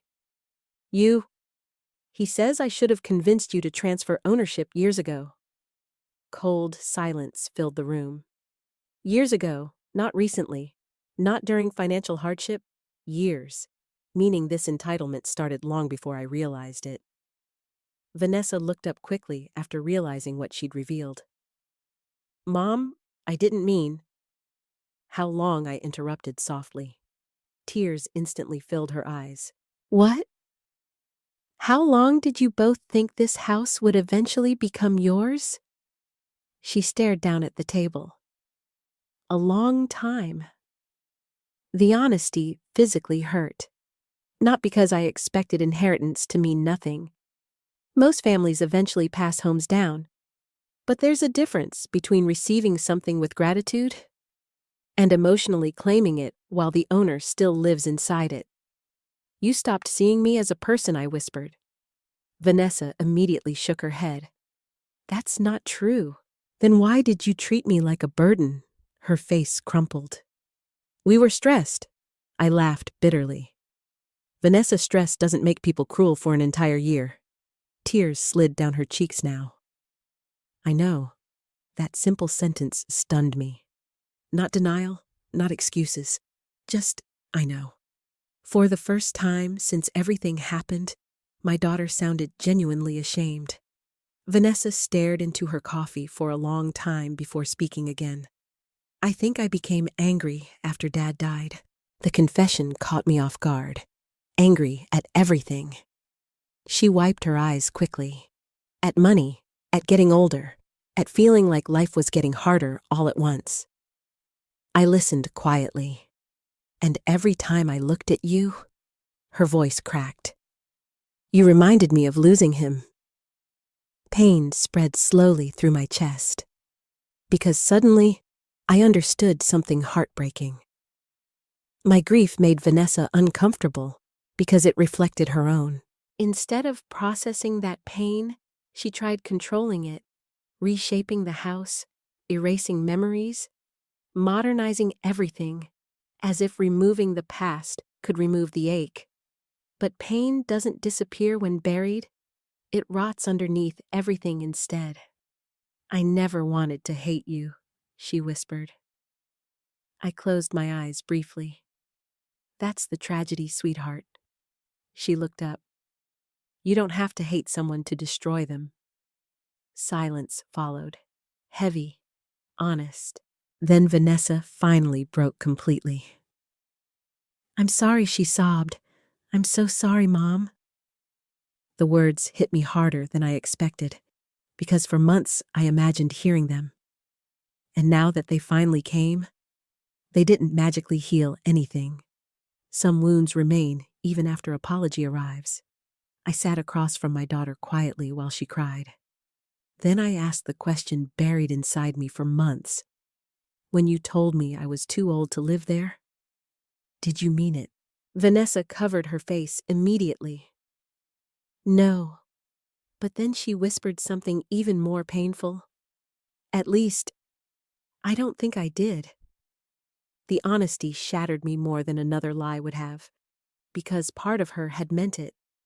Maybe not intentionally, maybe not consciously, but deeply enough to say it aloud. Vanessa cried for a long time before finally speaking again. Emma barely talks to me now. I wasn't surprised.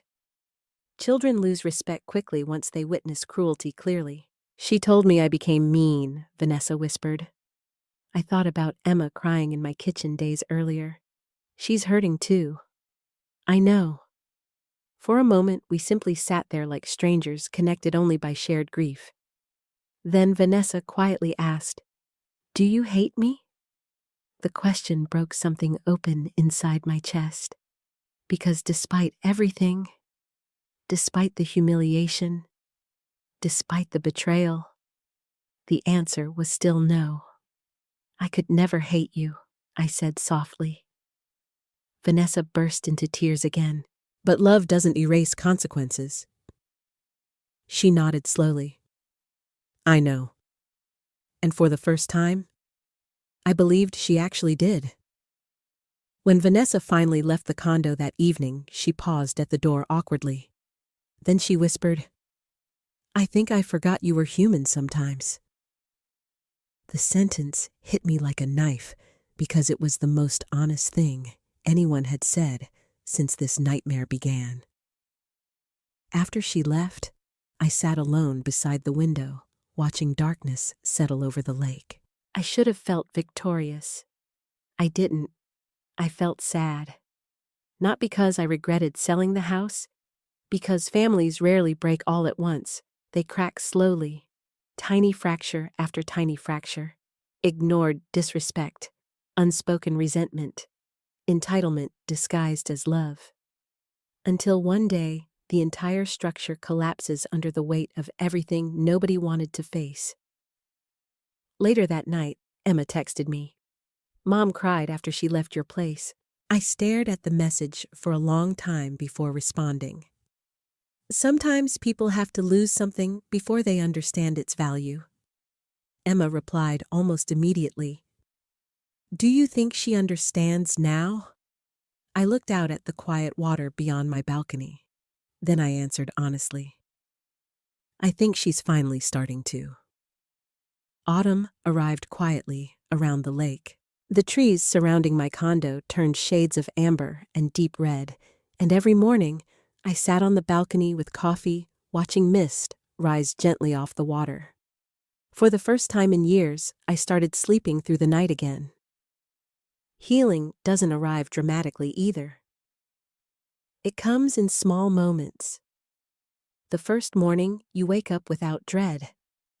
The first laugh that doesn't feel forced. The first evening, your chest no longer feels heavy inside your own home. I had those moments more and more often now. Not because life became perfect, because peace finally had room to exist again. Emma visited nearly every weekend. Sometimes we baked together. Sometimes we walked beside the lake feeding ducks while she told me stories about school drama and teachers she hated. Slowly, our relationship began rebuilding itself naturally, without tension, without people interrupting. One Saturday afternoon, she sat cross-legged on my living room floor doing homework while I folded laundry nearby. Then suddenly she asked, "Do you think people can really change?" I looked up carefully. "Who are we talking about?" she sighed. "Mom." The sadness in her voice broke my heart. Children never stop wanting their parents to become better versions of themselves. I folded another towel slowly before answering. "I think people can change if they're willing to face the truth about themselves." Emma frowned slightly. "Mom cries a lot now." I stayed quiet. "She started therapy," Emma added softly. That surprised me. Vanessa always hated vulnerability. She believed needing help meant weakness. Maybe losing the house shattered that illusion too. Emma twisted her pencil nervously between her fingers. She said she spent years blaming everybody else for things she didn't want to feel. I thought about the night Vanessa admitted my grief reminded her of losing Richard. Perhaps therapy was forcing her to look at pain honestly for the first time. "That takes courage," I admitted quietly. Emma looked relieved hearing me say something kind about her mother. Then she asked carefully, "Would you ever forgive her completely?" The question lingered heavily between us. I walked toward the window overlooking the lake before answering. Forgiveness and trust are different things. Emma listened closely. "I forgave your mother long before she apologized," I said softly. "Otherwise, I would have carried bitterness forever." "Then what's the difference?" I turned toward her. "Forgiveness means I no longer want revenge. But trust." I paused gently. "Trust takes much longer to rebuild after someone breaks it repeatedly." Emma nodded slowly, like she understood more than a 14-year-old should have needed to. 2 weeks later, Vanessa came to visit again. This time, she looked different. Still tired, still sad, but quieter somehow, less defensive. When I opened the door, she held a small container awkwardly. "I made soup," she said softly. The irony almost made me smile. Chicken noodle soup had always been my comfort food whenever life hurt. "Come in," I said. She stepped inside cautiously, like someone entering sacred ground after causing damage. Over lunch, conversation stayed polite at first. Safe topics, Emma's grades, the weather, therapy. Eventually, Vanessa looked around the condo quietly. "You've made this place beautiful." I glanced toward the flower pots lining the balcony. "It finally feels like mine." The sentence landed between us with painful honesty, because my old house stopped feeling like mine long before I sold it. Vanessa lowered her eyes immediately. "I know." Silence followed. Then she surprised me. "I drove past the old house yesterday." My chest tightened slightly. "How does it look?" She smiled faintly through sadness. The Collins family planted new flowers near the porch. I pictured Rebecca carefully tending the garden and felt unexpected peace instead of grief. "That's nice." Vanessa stared down into her tea.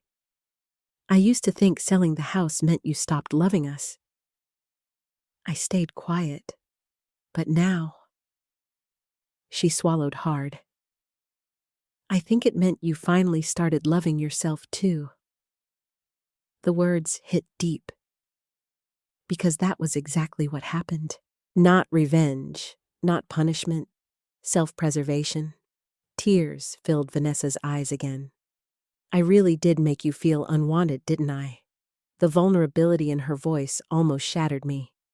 Not because she admitted it, because I realized how long I waited to hear those words.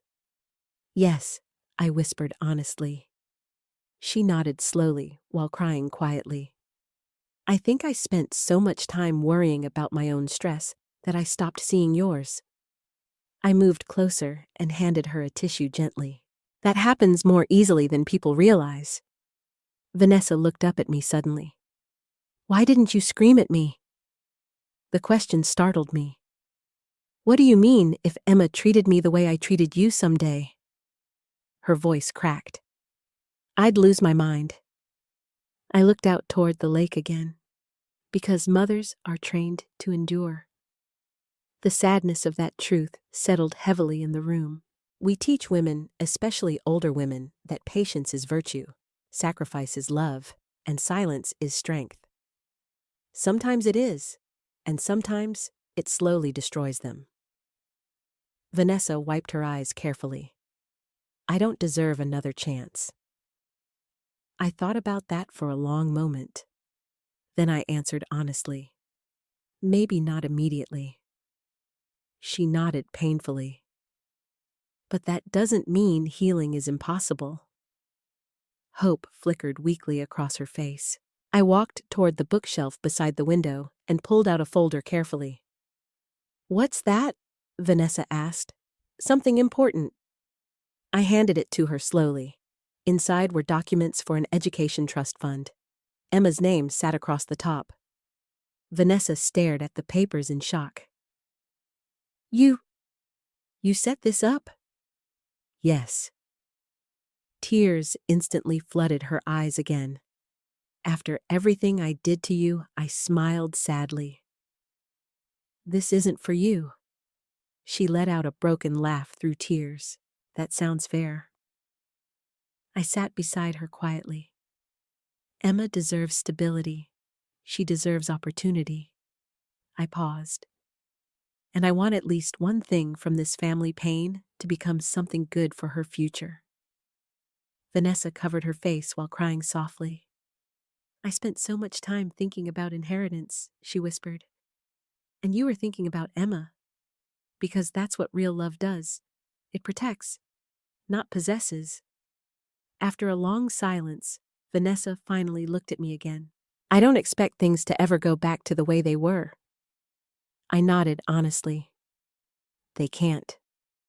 Some truths permanently change relationships, but broken things can still become meaningful again in different forms. Before leaving, Vanessa stood awkwardly near the door. Then quietly she said, I used to think getting older made people weak. I looked at her carefully. But watching you leave that house, tears filled her eyes again. I've never seen anyone stronger. After she left, I stood on the balcony watching leaves drift across the lake. And for the first time, in a very long while, I felt something inside me fully settle. Not because life became perfect, because I finally understood something important.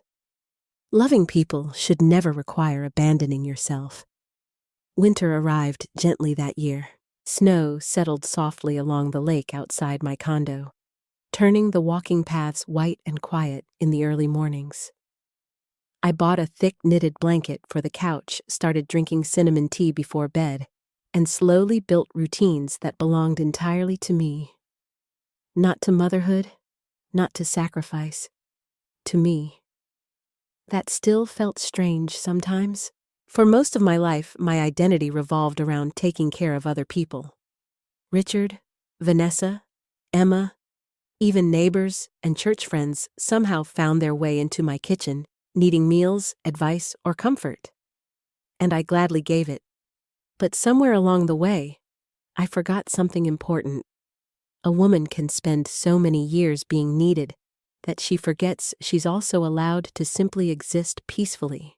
My condo became the first place in decades where every object, every sound, every decision reflected only my own needs.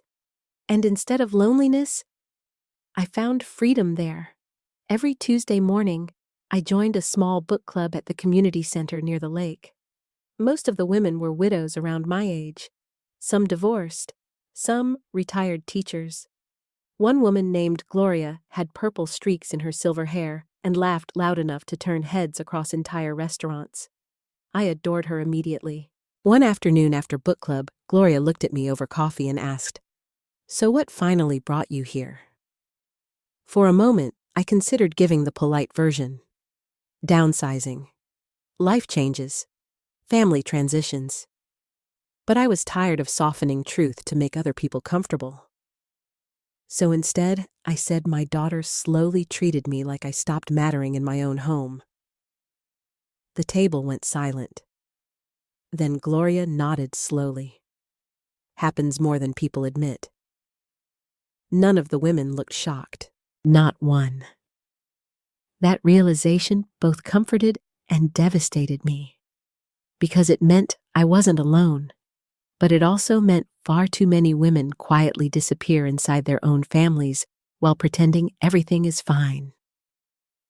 Christmas arrived sooner than expected.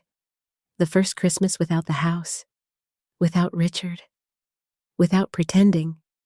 I thought it would destroy me emotionally. Instead, something surprising happened. It became peaceful. Emma came over early Christmas morning wearing fuzzy boots and carrying cinnamon rolls she burned slightly because she forgot to set the oven timer. We laughed so hard about it that tears rolled down our faces. Later, Vanessa arrived quietly with a wrapped present in her hands. She looked nervous standing at my door. Not entitled anymore, not defensive, just nervous. Healing had changed her too. Not perfectly, not magically, but enough. "I understand if you don't want me here long," she said softly. I stepped aside. "You're still my daughter." Tears immediately filled her eyes. Christmas dinner that evening was small, simple, real, no performance, no pretending everything had always been healthy. At one point, Emma fell asleep on the couch while snow drifted outside the windows and soft jazz played quietly through the condo speakers. Vanessa stared at her daughter for a long time before whispering, "I almost ruined everything, didn't I?" I looked down at my tea carefully before answering. "You were hurting too." She shook her head immediately. "That's not an excuse." No, it wasn't. But understanding pain helps prevent bitterness from poisoning what remains. Vanessa looked around the condo slowly. "You seem happier here?" I smiled faintly. "I feel lighter. Because peace weighs less than constant emotional survival." She nodded quietly. Therapy made me realize something ugly about myself. I waited patiently. I thought taking care of you gave me control over you. The honesty startled me even now. Vanessa continued softly. "Every sacrifice you made for me started feeling automatic, expected." Tears filled her eyes again. I stopped seeing them as gifts. That sentence mattered deeply. Because entitlement rarely arrives dramatically. It grows slowly in spaces where gratitude disappears. "I should have protected you after Dad died," Vanessa whispered. "Instead, I made everything worse." I looked toward the snow outside the balcony doors. We both lost him, but you lost yourself too. The truth of that settled gently between us. For a long time, neither of us spoke. Then Vanessa finally asked the question she'd been carrying for months. "Do you think you'll ever trust me again completely?" I answered honestly. I think trust grows through consistency. She nodded slowly. I'm trying. I know. And for the first time in years, I truly believed she was. Later that evening, after Vanessa and Emma left, I stood alone on the balcony, wrapped in my blanket, watching snow fall across the frozen lake. The world looked quiet, still, clean somehow. I thought about the woman I had been 1 year earlier. Lonely widow, exhausted mother, invisible homeowner slowly disappearing inside her own life. And I thought about the woman standing there now, still grieving, still healing, but stronger. Stronger because I finally understood something no one teaches women early enough. Love without boundaries becomes self-destruction. For decades, I believed enduring pain silently made me a good mother. But silence only taught my daughter that my feelings were negotiable. Selling the house didn't just save me financially, it saved me emotionally. Because leaving that home forced everyone, especially me, to finally face the truth. A mother is still a human being, not a retirement plan, not free labor, not emotional furniture waiting quietly in the background while everyone else builds their lives. A human being. One cold evening in January, Emma visited after school while I was organizing old photographs. She picked up one picture of Richard standing beside the maple trees years earlier. He really loved that house, she said softly. I smiled. He loved the people inside it more. Emma looked at me carefully. Do you miss it? I thought about that honestly. The old kitchen, the staircase, the garden, the memories. Then I looked around my peaceful little condo, filled with warmth instead of tension, and finally I answered truthfully. No, I said softly. I think I finally found home again. That night before bed, I opened Richard's final letter one more time. You matter more than walls. I smiled through tears, because after everything, I finally believed him. Sometimes the deepest wounds don't come from strangers. They come from the people we loved so completely that we forgot to protect ourselves from them. For most of my life, I believed being a good mother meant endless sacrifice. I thought love meant giving until there was nothing left of yourself. And like many women of my generation, I confused silence with strength. But growing older taught me something painful and powerful at the same time. Love without respect becomes emotional destruction. No parent deserves to feel unwanted in the home they built. No mother should have to earn kindness from the very children she raised with love. And no person should stay in a place where their dignity slowly disappears just to keep peace for everyone else. What happened between Vanessa and me didn't happen overnight. Families rarely break in one dramatic moment. Most of the time, relationships collapse slowly through ignored pain entitlement, lack of gratitude, and words that go unhealed for too long. But this story is not only about betrayal. It's also about awakening. Because the moment I finally chose myself, everything changed. Not perfectly, not painlessly, but truthfully. And sometimes, truth is the beginning of healing. If you take anything from my story, let it be this. Growing older does not make you less valuable. Your kindness should never be mistaken for weakness. And protecting your peace is not selfish, it is necessary. Especially when the people around you stop remembering your humanity. Thank you for staying with me through this journey. If this story touched your heart, I would truly love to hear from you in the comments. Do you think Vanessa deserved forgiveness? What would you have done in my place? And tell me where you're watching from and what time it is there right now. I read more comments than you probably realize. And if you believe stories like this matter, stories about family healing, heartbreak, and finding strength again later in life, please like this video and subscribe. You are never too old to choose yourself.